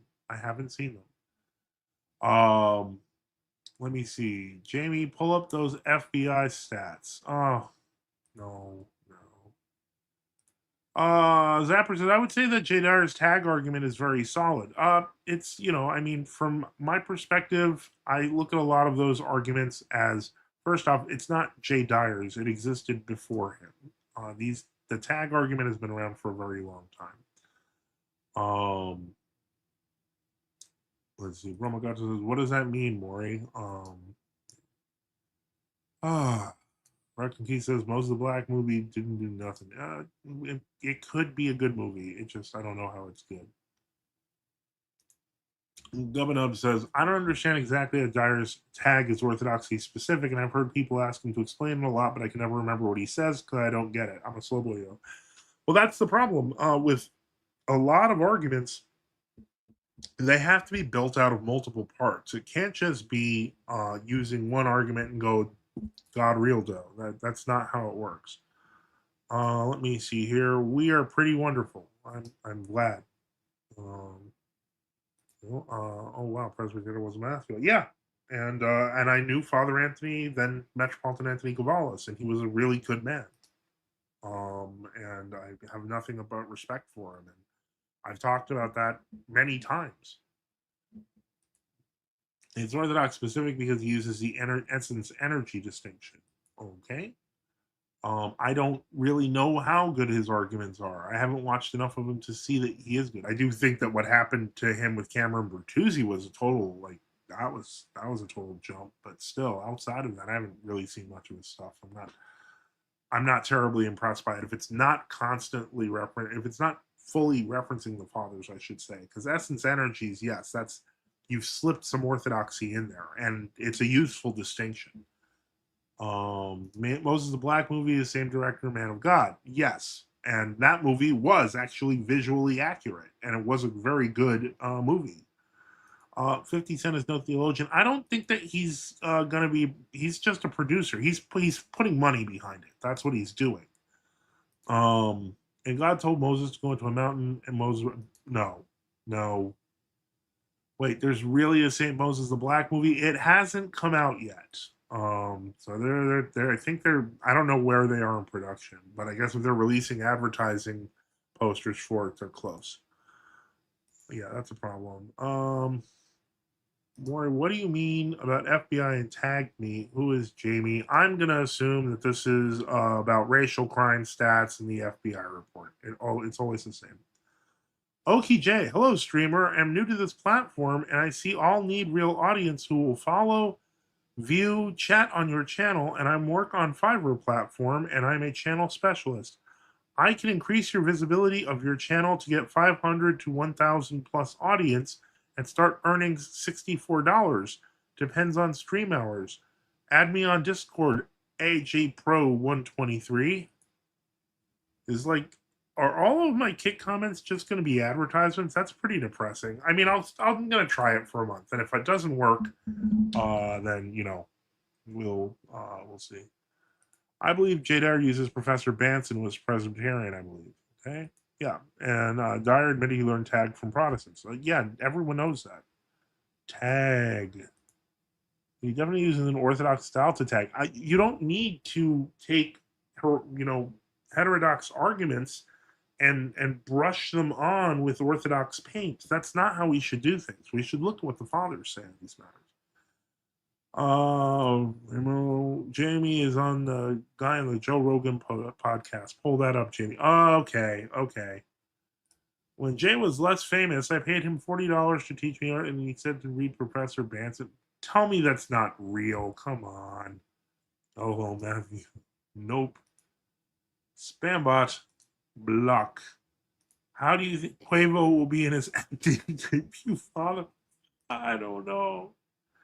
Do not trust it. It's a scam for sure. I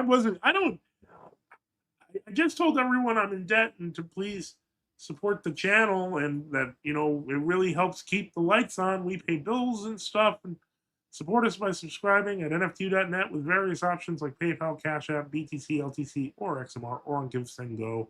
Just look in the description. Why would I mention that now? It's because why would I give someone on Fiverr money on my first day on Kick to get a bunch of followers? That's not how.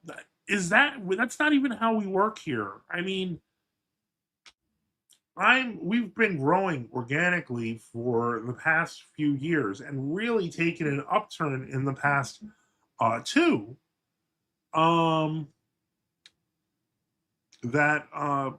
It doesn't quite make sense why I would start just paying out things to people to gain followers. I don't think that's necessary. Let's see here. St. Justin Martyr has a type of tag argument that the old man makes from, which is why he became Christian. I don't know that I want to label every single argument the fathers give as tag arguments, etc. I don't know that it is a type of tag argument. I'd have to reread it myself to see. I default to not thinking it's a tag argument.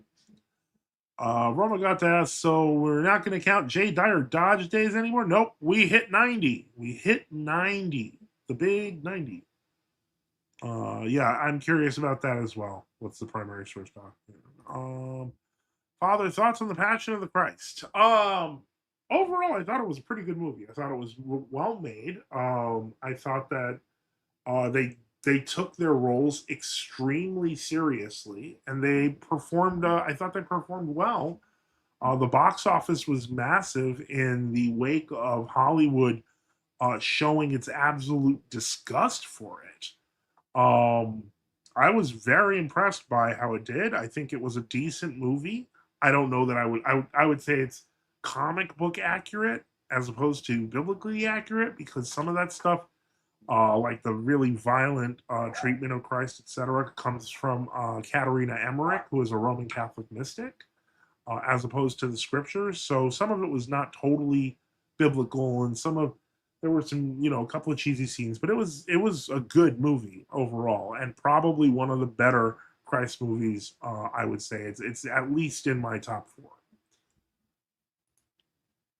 It's at the start of the triple apologetic. Okay. Well, we'll take a look at it. I'll take a look at it. Yeah, the dialogue with Trippa, the Jew. Yep, that's a good one. Let me see. Reader John says Jay Cryer is officially recognized as a coward in the YouTube community. Comic book accurate is a generous way to put it, but it was a good movie, though. Are you ready for the Passion of the Christ 2? I'm so grateful that they named it Passion of the Christ Resurrection, because Passion of the Christ 2, which was its working name for a couple of years, was absolutely laughable. It just reminded me, if any of you have seen the Weird Al movie UHF, there's a section called Gandhi 2. I think it might actually be outtaken now, but it was originally in the movie, where it's like, he's back and he's not going to take it anymore. Gandhi 2. And like every time I saw, the Passion of the Christ 2, I got the Gandhi 2 vibes. So, the exact same, to be fair, but he wasn't arguing with New Age atheists, so naturally there will be a difference. Of course. Was Christ not terribly beaten, akin to what the movie shows? Christ was beaten badly, but the particular goriness of the scenes came from Emmerich's descriptions. So the problem is that we don't really know how badly Christ was beaten, and we certainly don't want to make it look like they smacked him super hard for no reason. I would have just gone with the resurrection. I agree, but the Passion of the Christ Resurrection is still it's just a huge improvement over Passion of the Christ 2. So yeah, I agree that would have made the most sense to call it the Resurrection of the Christ and leave it at that.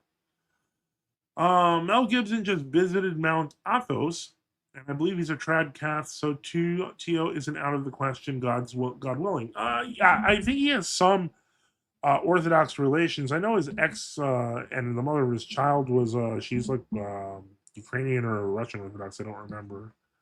Have you watched The Chosen? I haven't seen it, but I don't trust prots with anything. Actually, that's actually very a lot of Protestants don't trust The Chosen either, because its directorial team isn't Protestant; they're Mormons.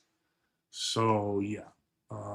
The Chosen is pretty poo-poo, huh? I've heard the same. I haven't watched it. I've considered watching it, but then the more I learn, the less I want. The Chosen doesn't take things serious. I'm scared for what happens when the crucifixion scene comes around. I have no idea how that's going to go. I don't even think about it. There are other shows worth watching. But in any case, let's take a look here. Let's get back to this. So let's get back to the video and finish this off. Opinions on Terry Davis. I don't know who that is. Is that the director from The Chosen?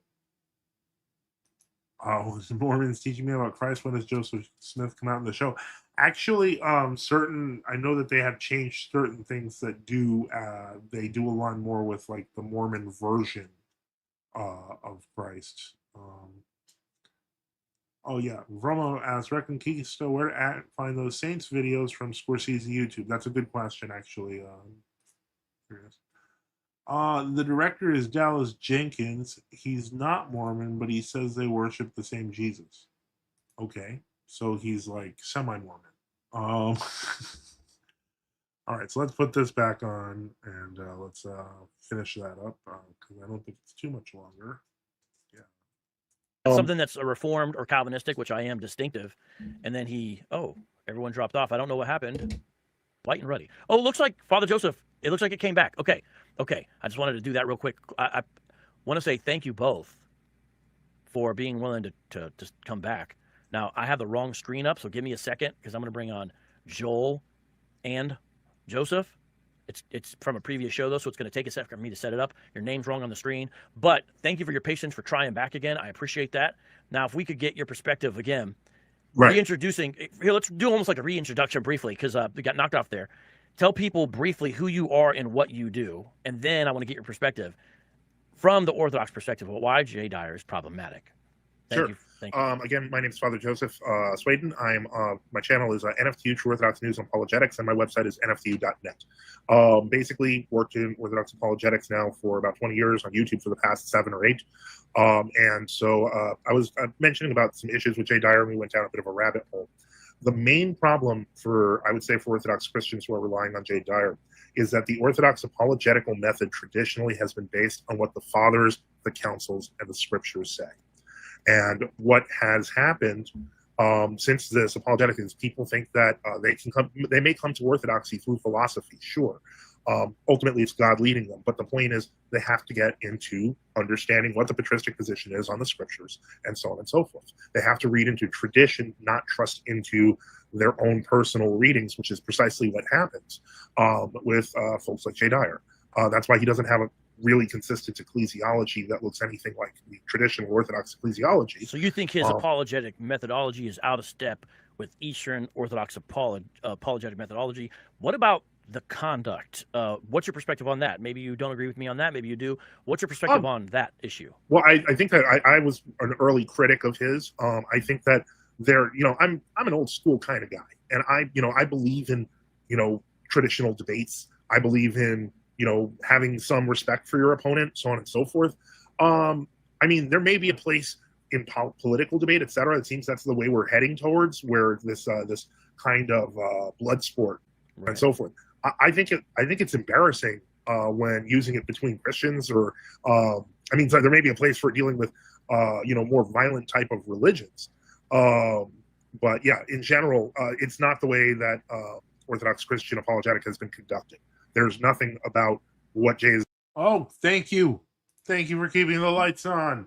Black Orthodox Light for $9.99 says, I think best case scenario is they could have gotten someone like Denzel to play St. Moses. Recognition of the black actors is better for getting a receptive audience versus making it a street crime movie.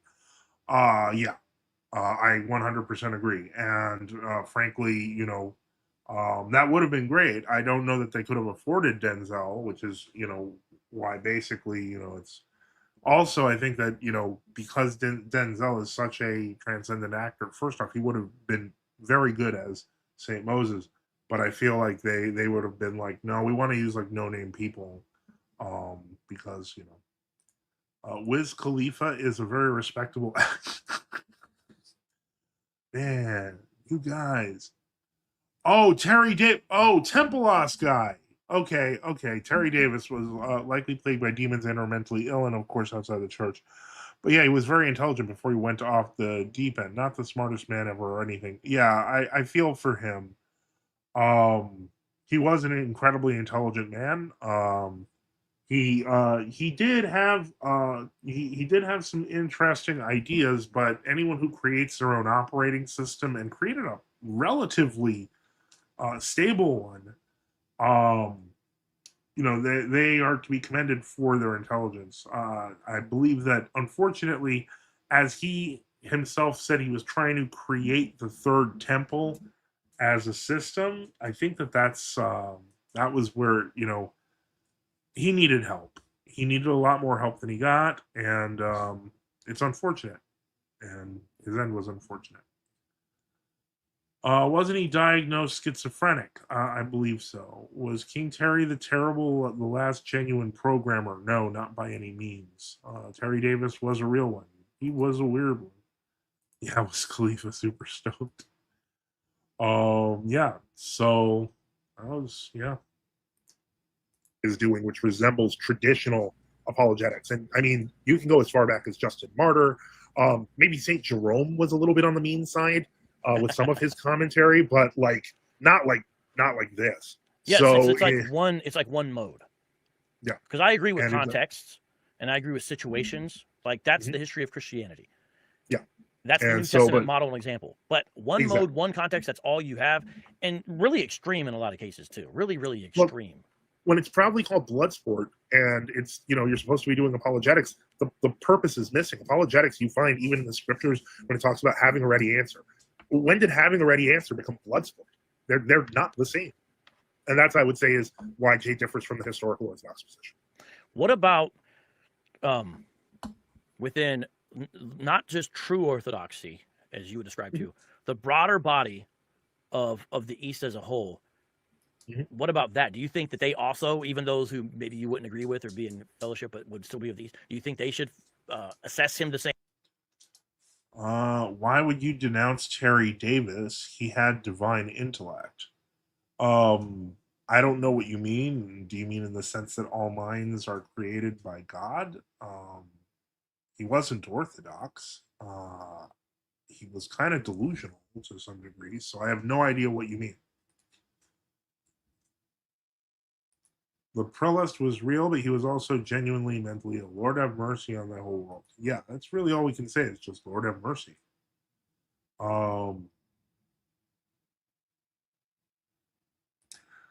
Jed Kaczynski, I wish he learned about Orthodoxy. I think he would have been Orthodox, then become a tree lover bombardier. He diagnosed the problem, but went about it the wrong way. I think that, Ted Kaczynski's stuff, that is actually far less wacky than the Terry Davis stuff. But it's important to remember time and place. Like, people are like, why was he bombing, guys running computer stores? And the reason why was because in the, 70s and 80s, though these were not hugely well-known things. Like in the 70s and 80s, a lot of people didn't have computers. Most people didn't have computers. So these were, he was looking at it in terms of guerrilla warfare and trying to strike areas that would cause problems with distribution. So even that wasn't insane. It was just a product of the 80s and the 70s, because at that time,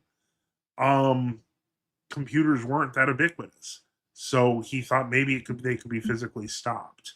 And to some degrees, considering how terrified people were of the Unabomber, he had effect for a one-man wrecking crew. D-Bum said, I think Terry Davis was an old calendarist program. No, he wasn't. He was not in any way, shape, or form. And to imply that is wrong. So I know that you're trolling. It's to waste my time, but that's fine. It's an open discussion. I'm not afraid of it. Same way, or you think right? Well, as a minor qualifier, I should explain what our position is in terms of our own ecclesiology real quick. We believe we are the Eastern Orthodox. Right. In other words, we believe that the people who introduced ecumenism, modernism, etc., are heretics. So, and we don't blame all the people in the church, etc. It's specific, very specific, because a lot of people are being scammed. In our opinion, it's the leadership. They're frauds, because according to the canons, once you propose heresy, you lose your office. So as far as we're concerned, we just consider mainstream Eastern Orthodox to be a headless body. But as we continue to outgrow them, eventually, as I always say, repentance or replacement. It only goes one of two ways, historically. Yeah, it's interesting because they'll point to examples of, obvious compromise within mainstream Protestant bodies, for example. And we, as Protestants who are conservative, criticize that as well. But then the idea is they'll say, well, come over to the East. But when I look... Oh, this is stupid. Come on, guys. Oh, defending the Unabomber now? I was not defending the Unabomber. I was explaining some of the movements of the Unabomber that didn't make sense to modern people. What would King Terry the Terrible say? I'm going to become an ethnophilicist. Don't lie. You were already an ethnophilicist. Supporting the Unabomber now? That's weird. Didn't support the Unabomber. I was explaining some of what he did. Didn't say that he was wrong. Didn't say that he was, not, a murderer. He clearly was. But if you want to misquote me and lie about me, that's cool too. Peace out. Let's continue. Look at some of the stuff in the larger, what goes by Eastern Orthodoxy. I'm like, well, this is happening over here too. You got guys writing books just about recycling. Not that that's bad in of itself, but the green patriarch thing. Yeah. Yeah. Oh, and it's like, what's going on? And that's not even the worst of it, obviously. Go ahead. Well, I was going to say, one of the things that I found interesting in the past couple of years since that big debate that changed my life is that a lot of Protestant channels have been reaching out to me because they know they've encountered exactly what you're saying, and then they realize there are Orthodox who are actually condemning them for that too, and they're like, we want to know more. So it's pretty funny that, some people have said you're being weaponized against the world Orthodox. We usually call them world Orthodox, and I'm like, well, fine, because you're still wrong. It doesn't matter who's telling you you're wrong. You're wrong, guy. Yeah, So, and we should sort of police our own. And if I'm part of an online apologetics community in a sense with Jay, to me that's part of what I'm doing in a sense. Even though, because when he goes on those platforms, they understand him to be a Christian, and he's acting this way and doing this way. It's such a bad look. And I know there's a lot of humble, well-meaning, family, Eastern Orthodox people of all stripes and types who are embarrassed by this behavior, and this is what's getting represented as their faith. Yeah, straight outright lying. I don't know if you mentioned I don't know if you mentioned while I was disconnected, but I just did a thing this weekend about, he was on Ruslan's channel. I think you mentioned that. Yeah. And so someone told me about it because we have followers. So someone wrote me in the middle of the night and said, you really need to subscribe to Ruslan's channel and see these clips. And I saw it. I just saw Nonstop Lying. So he was totally mocking you guys, and lying. Basically acting like you were like a trailer park religion or something. Yeah, and that's why I had to show pictures of like the Theophany celebrations in Greece, which are on the traditional calendar. And there's literally thousands of people in the streets, and it's a huge, massive thing where people are wearing their traditional clothes in a giant parade and so on and so forth. I'm like, yeah, okay, that we're the trailer, sure. He just describes everything that he doesn't like as the Diamond Brothers. Yeah, interesting. Yeah, they have an interesting video on him. That is what he does. Well, thank you for your perspective. You and I, sir, are going to have our disagreements, but there's a difference between being able to talk with someone. I can understand You're going to have a very different perspective than me, but I don't have to hate you. I don't have to talk down to you. In fact, I would want to learn from you before I said, okay, well, here's agreements, here's disagreements. That's what we're supposed to do. Yeah, there's a place for open discussion, and it can even be hostile. I'm not necessarily against that. If you genuinely believe something I'm doing is wrong, you should tell me. But the point is that the behavior that I've witnessed and I've dealt with, that's unacceptable. But I will still. People keep saying debate Jay Dyer. Set it up. I'm not afraid of him. Anyway, I've hosted debates before. It's not the main thing I do here, but I have hosted them before. I believe I'd be very fair. I would love to host that debate. I would have you as mod. Let's do this. Yeah. Now, of course, I mean, the good thing is, you're a bigger platform. So let's see what Jay's little cult wants to say. But I accept. So that's excellent. Yeah, those Dyerites, they are something else. My goodness, so they imitate the behavior, unfortunately, of their leader. Yep. Well, I think we have some interesting things to learn from you, even in the midst of disagreements, and we could talk more. Thank you for giving the true Orthodox perspective on that. Thank you very much. And I'll be glad to talk about it whenever you want. Just reach out to me. My email's on my channel. Have a great night. All right. And with that was 90 days ago. And with that, I think we're done. I think we are done with the Jay Dyer thing. I think it's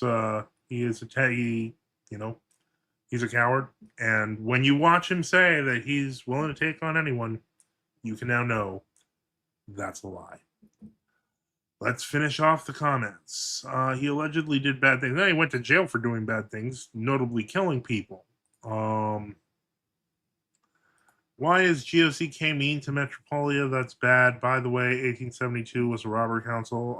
As I am in the Metropolia, I don't feel this pain or, oh, they're so mean or whatever. Just get over it. And by the way, if you don't accept 1872, you don't agree with basically the entire True Orthodox Church. So, bye. Ruslan will never run out of false teachers to bring on the show and get along with. Pretty smart business plan. I know you don't like him. Father, what are your thoughts on the war between the Cristoleros and Mexican Jewish government, Plutarco Elias Calles? I think that the entire anti-clerical movement, I think the Cristoleros were, they did the best they could. And I think that the Plutarchs, etc., including Elias Calles, I don't know about him specifically, but I know if he was involved in the war with them, then he was probably on the wrong side. Let me see here. Was 1872 a robber council and I just said it wasn't a robber council. And you will be alone in the True Orthodox world believing that it was a robber council. So yeah, that's never been up for revision. It was only up for revision by a couple of revisionist clergy, one of who's no longer clergy. And so that's not how Orthodoxy works. Reader John asks, did you see what happened to Voice of Reason? Yeah, I did. Well, that's what you get when you are a public figure doing the wrong thing. That's all I'm going to say. I don't have much to say to him on the matter. I think that it's embarrassing. I think that a lot of people are already like, oh, he should keep his platform. Honestly, that sort of stuff, no, I think that that can get you removed from your platform. Um, Recklin Key says, what did he do? He some teenagers with some not so good stuff. Let me see here. To your knowledge, what's the most recent reported miracle amongst the true Orthodox churches? I would probably refer to the recent glorifications, because usually those include miraculous healings. At least from my experience, the last big miracle among our people, at least, and I don't speak for every true Orthodox, they have a lot of people and they have a lot of saints. For us was with the elder Theodore and his cross curing late stage cancer. And that was in 2014, I want to say, 2016. And it was like multiple people. They were called, well, our bishops called the doctors to check that they were actually stage 3, stage 4, and the cancer was just disappearing. But that would have been about 10 years ago. What was he? I don't know. Well, I don't know what the Conor McGregor is. But I do know that technically, from a legal standpoint, they weren't women. They were girls. Never mind. I get it. Yeah. Yeah, it is amazing. It's amazing that we're still seeing gifts of the Spirit coming down now among us, among others, and I am sure that if you ask other true Orthodox and other synods, they're going to have probably a lot more stuff and a lot more recent stuff. Yeah, Metropolitan Demetrius just spoke of miracle of St. Clair recently. That's correct. And that's a 9th century saint, if I remember correctly. It's a dude's name, actually. It's not like a girl Claire, it's a guy Claire. And if you go to Orthodox tradition, you can find that. Do we have any relics of true Orthodox saints that are from America? That's an interesting question. From America, because there's only like 10 to 11 American saints, and most of them were immigrants. So like we have relics of Saint John of Shanghai and relics of Saint Philaret and stuff like that. But yeah, the one father, will you join the? You know what? You're trolling. Get off. Bye. Let me see here. Yeah, I would check it out. And let's see here. Hopefully, Seraphim has signed on so I can approve him.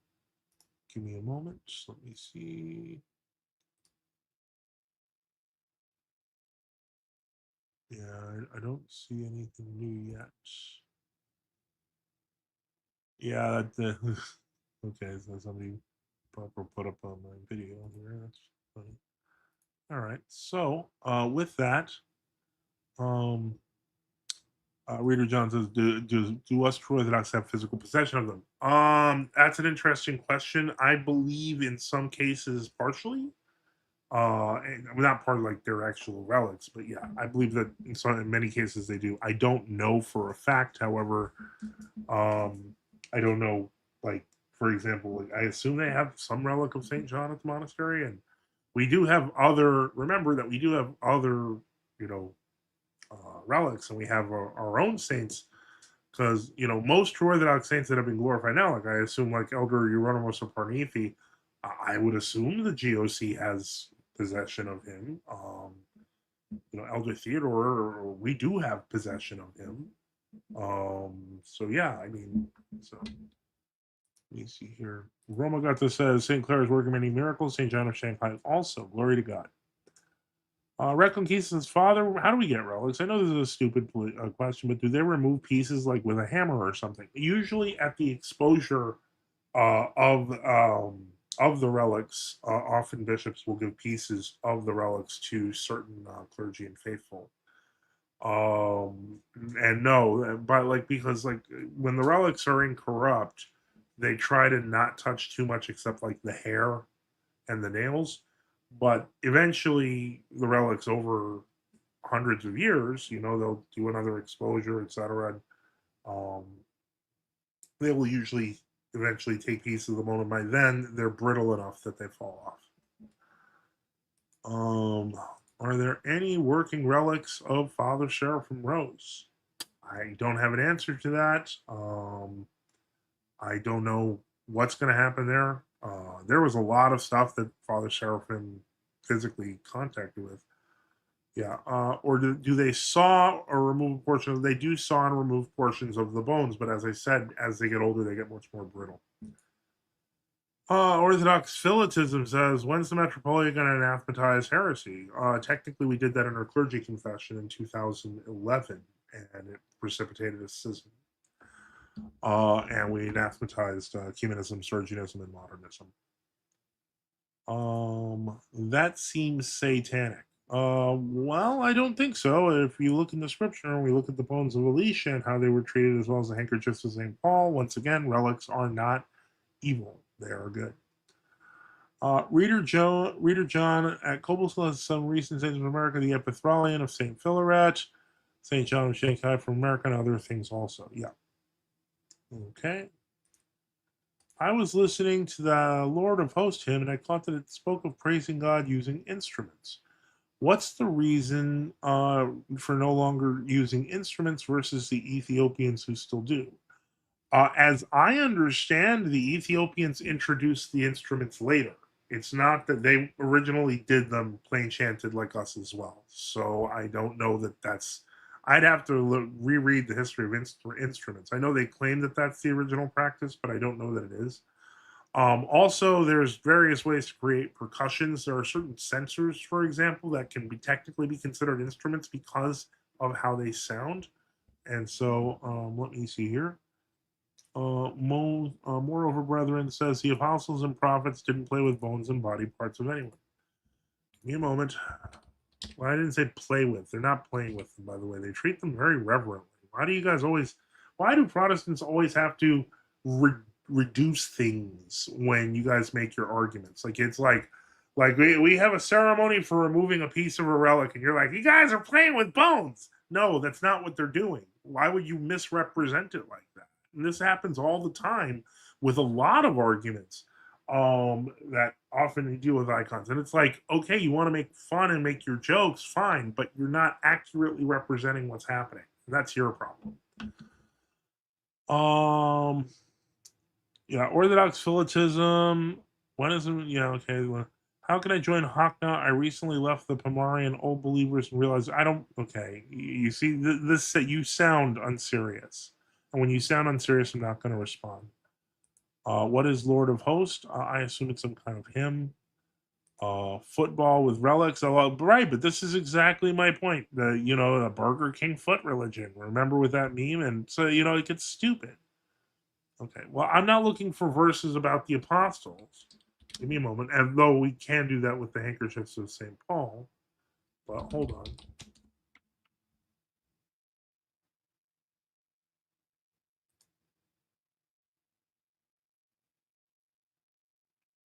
Yeah, you see, if you look for example, in the second book of Kings, chapter 13, when they lower a man's body into the tomb of Elisha and it touches the prophet Elisha, it revived the man to life.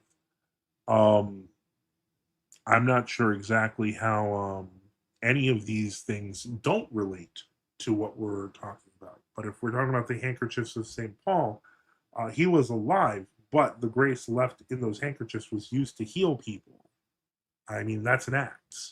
So if we look at it less flippantly, we'll start to realize that these doctrines are not far away from anything else. Orthodox Philitism, you're on strike too, man. You're on strike too. Say your last stupid thing before you get banned, because you're just mocking us now. Yeah, Governor says more over the bones of Elisha, raised a man from the dead. The devil and Michael fought over the body of Moses. St. Paul healed and exercised with aprons and handkerchiefs, etc. Exactly right. Relics are so holy that they are in all of our altars from the beginning of the church. Also true. Reconquistas. I think it's from the Psalter, but I'm not sure, so take it with a grain of salt. They didn't treat relics like y'all do. That story's reaching. Why don't you tell us how we treat relics? That's my point.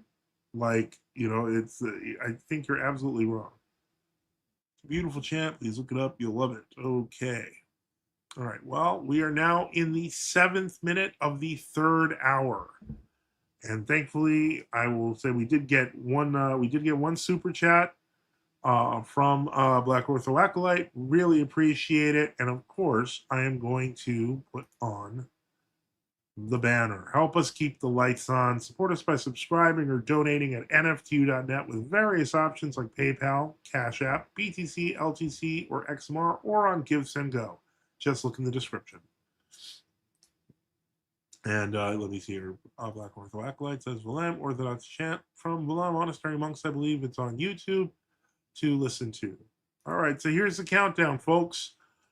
Since we're 6 minutes in, 4 minutes we got before I shut down, because I have said everything I want to say.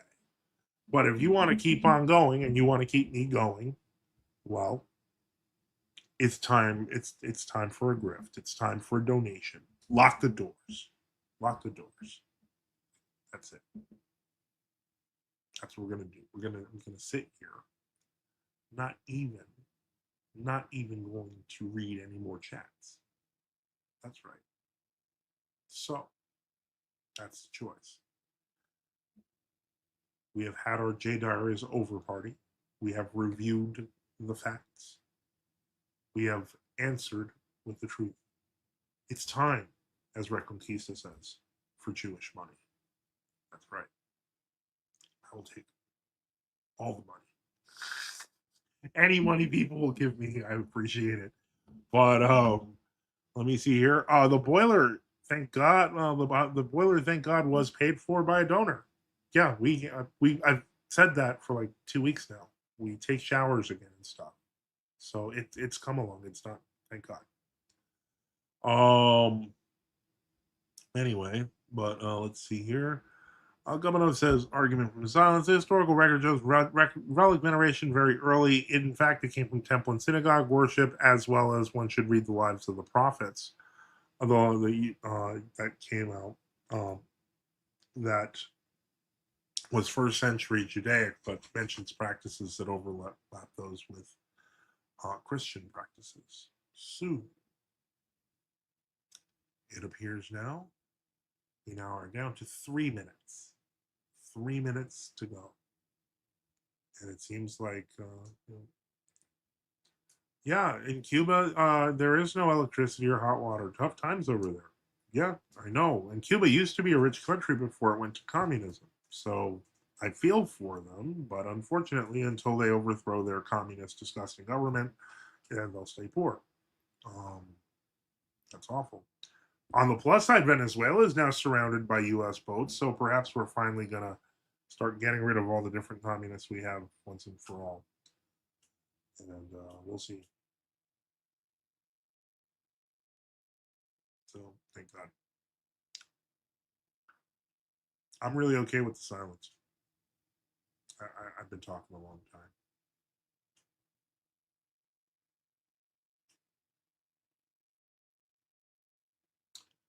Yep. Bye, Orthodox Philippines. You've run your course. Whoa, hey. What are you getting cranky about? I don't want anything. Dog is being friendly, then suddenly cranky. Venezuela used to be a nice place. In the 1980s, Venezuela was the richest country in Latin America. And it was well known. It was a wonderful tourist spot, etc. And then Hugo Chavez came into power, and that's when everything got ruined.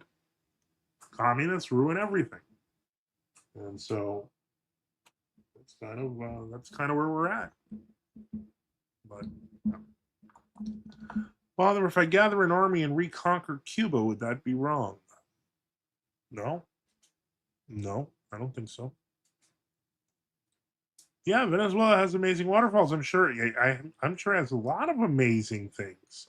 Cuba has lots of amazing things. Unfortunately, they're overshadowed by sucky communists who have destroyed the country. That needs to change. Otherwise, it stays horrible. And with that, it looks like we're now in the final minute. I would have stayed longer. I would have put stuff on the air. No one sending me $1 is going to dissuade me. This is it. It's over. That's right. So let me say thank you to everyone. We didn't have any guests today. It's cool. I was only accepting challenges.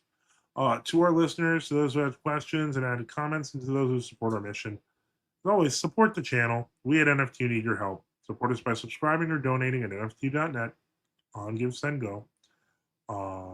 And we remember all of you in our prayers, and thank you for all the support for NFTU. As always, don't forget to like and subscribe. Let me see here. Oh, someone came in with $5. Okay. Yep. Ban this guy. Do you believe the hyper-aggressive Spurge approach many true Orthodox laity take is counterproductive versus maintaining higher conduct being an example? I don't judge the kids doing it. The truth of the matter is a lot of them came from places like Orthodox Meme Squad, and when they were behaving like that in World Orthodoxy, no one said anything to them. I don't feel like I need to put a harder rein on them than they had before. And if it's getting attention and it works, I don't do it myself, and I think that that's something that's just the nature of argumentative nature of youth to begin with, as I've picked up as a parent. So no, I don't think it's a great approach, but if it works for them, it works for them. Yeah, it was obnoxious when they were World Orthodox, but the truth is, it's just, I think it's part of just being young. And um, I don't have a position on it. I think it's a sign of immaturity and youth, and it passes. I mean, I came into Orthodoxy, I was already like 22. So it takes a little while. It takes a little while. And with that, I am ending the stream, and thank you again for helping keep the lights on. Whoever joins me gets free land and no taxes. I'll put that up. All right. And thank you for keeping the lights on, and thank you for support. Yeah, coming up says, I found it could be obnoxious too, similar to Dyerites. Thankfully, Kyle just got decently better about it. Yeah. Sometimes it takes just a little growing up. And thank you for again for that last minute help there. I really do appreciate it. It does, it makes it the time pass, and but thankfully it helps pay things. Of course, super chats they go to you through YouTube, so it's 30%. But they still help. They still help. So because they help with the monthly total. All right, the dog has left. All right, so now we are at the 16th minute of the stream of the third hour, and I think it's time that I'm gonna go rest. I will, I think we're done for the day. We can only keep a party going for so long. With that, with the prayers of Holy Fathers of Jesus Christ, our God of mercy, us and save us.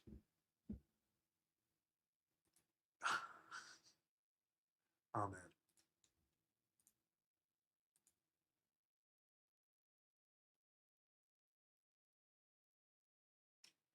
Okay, what's going on here? What's going on here?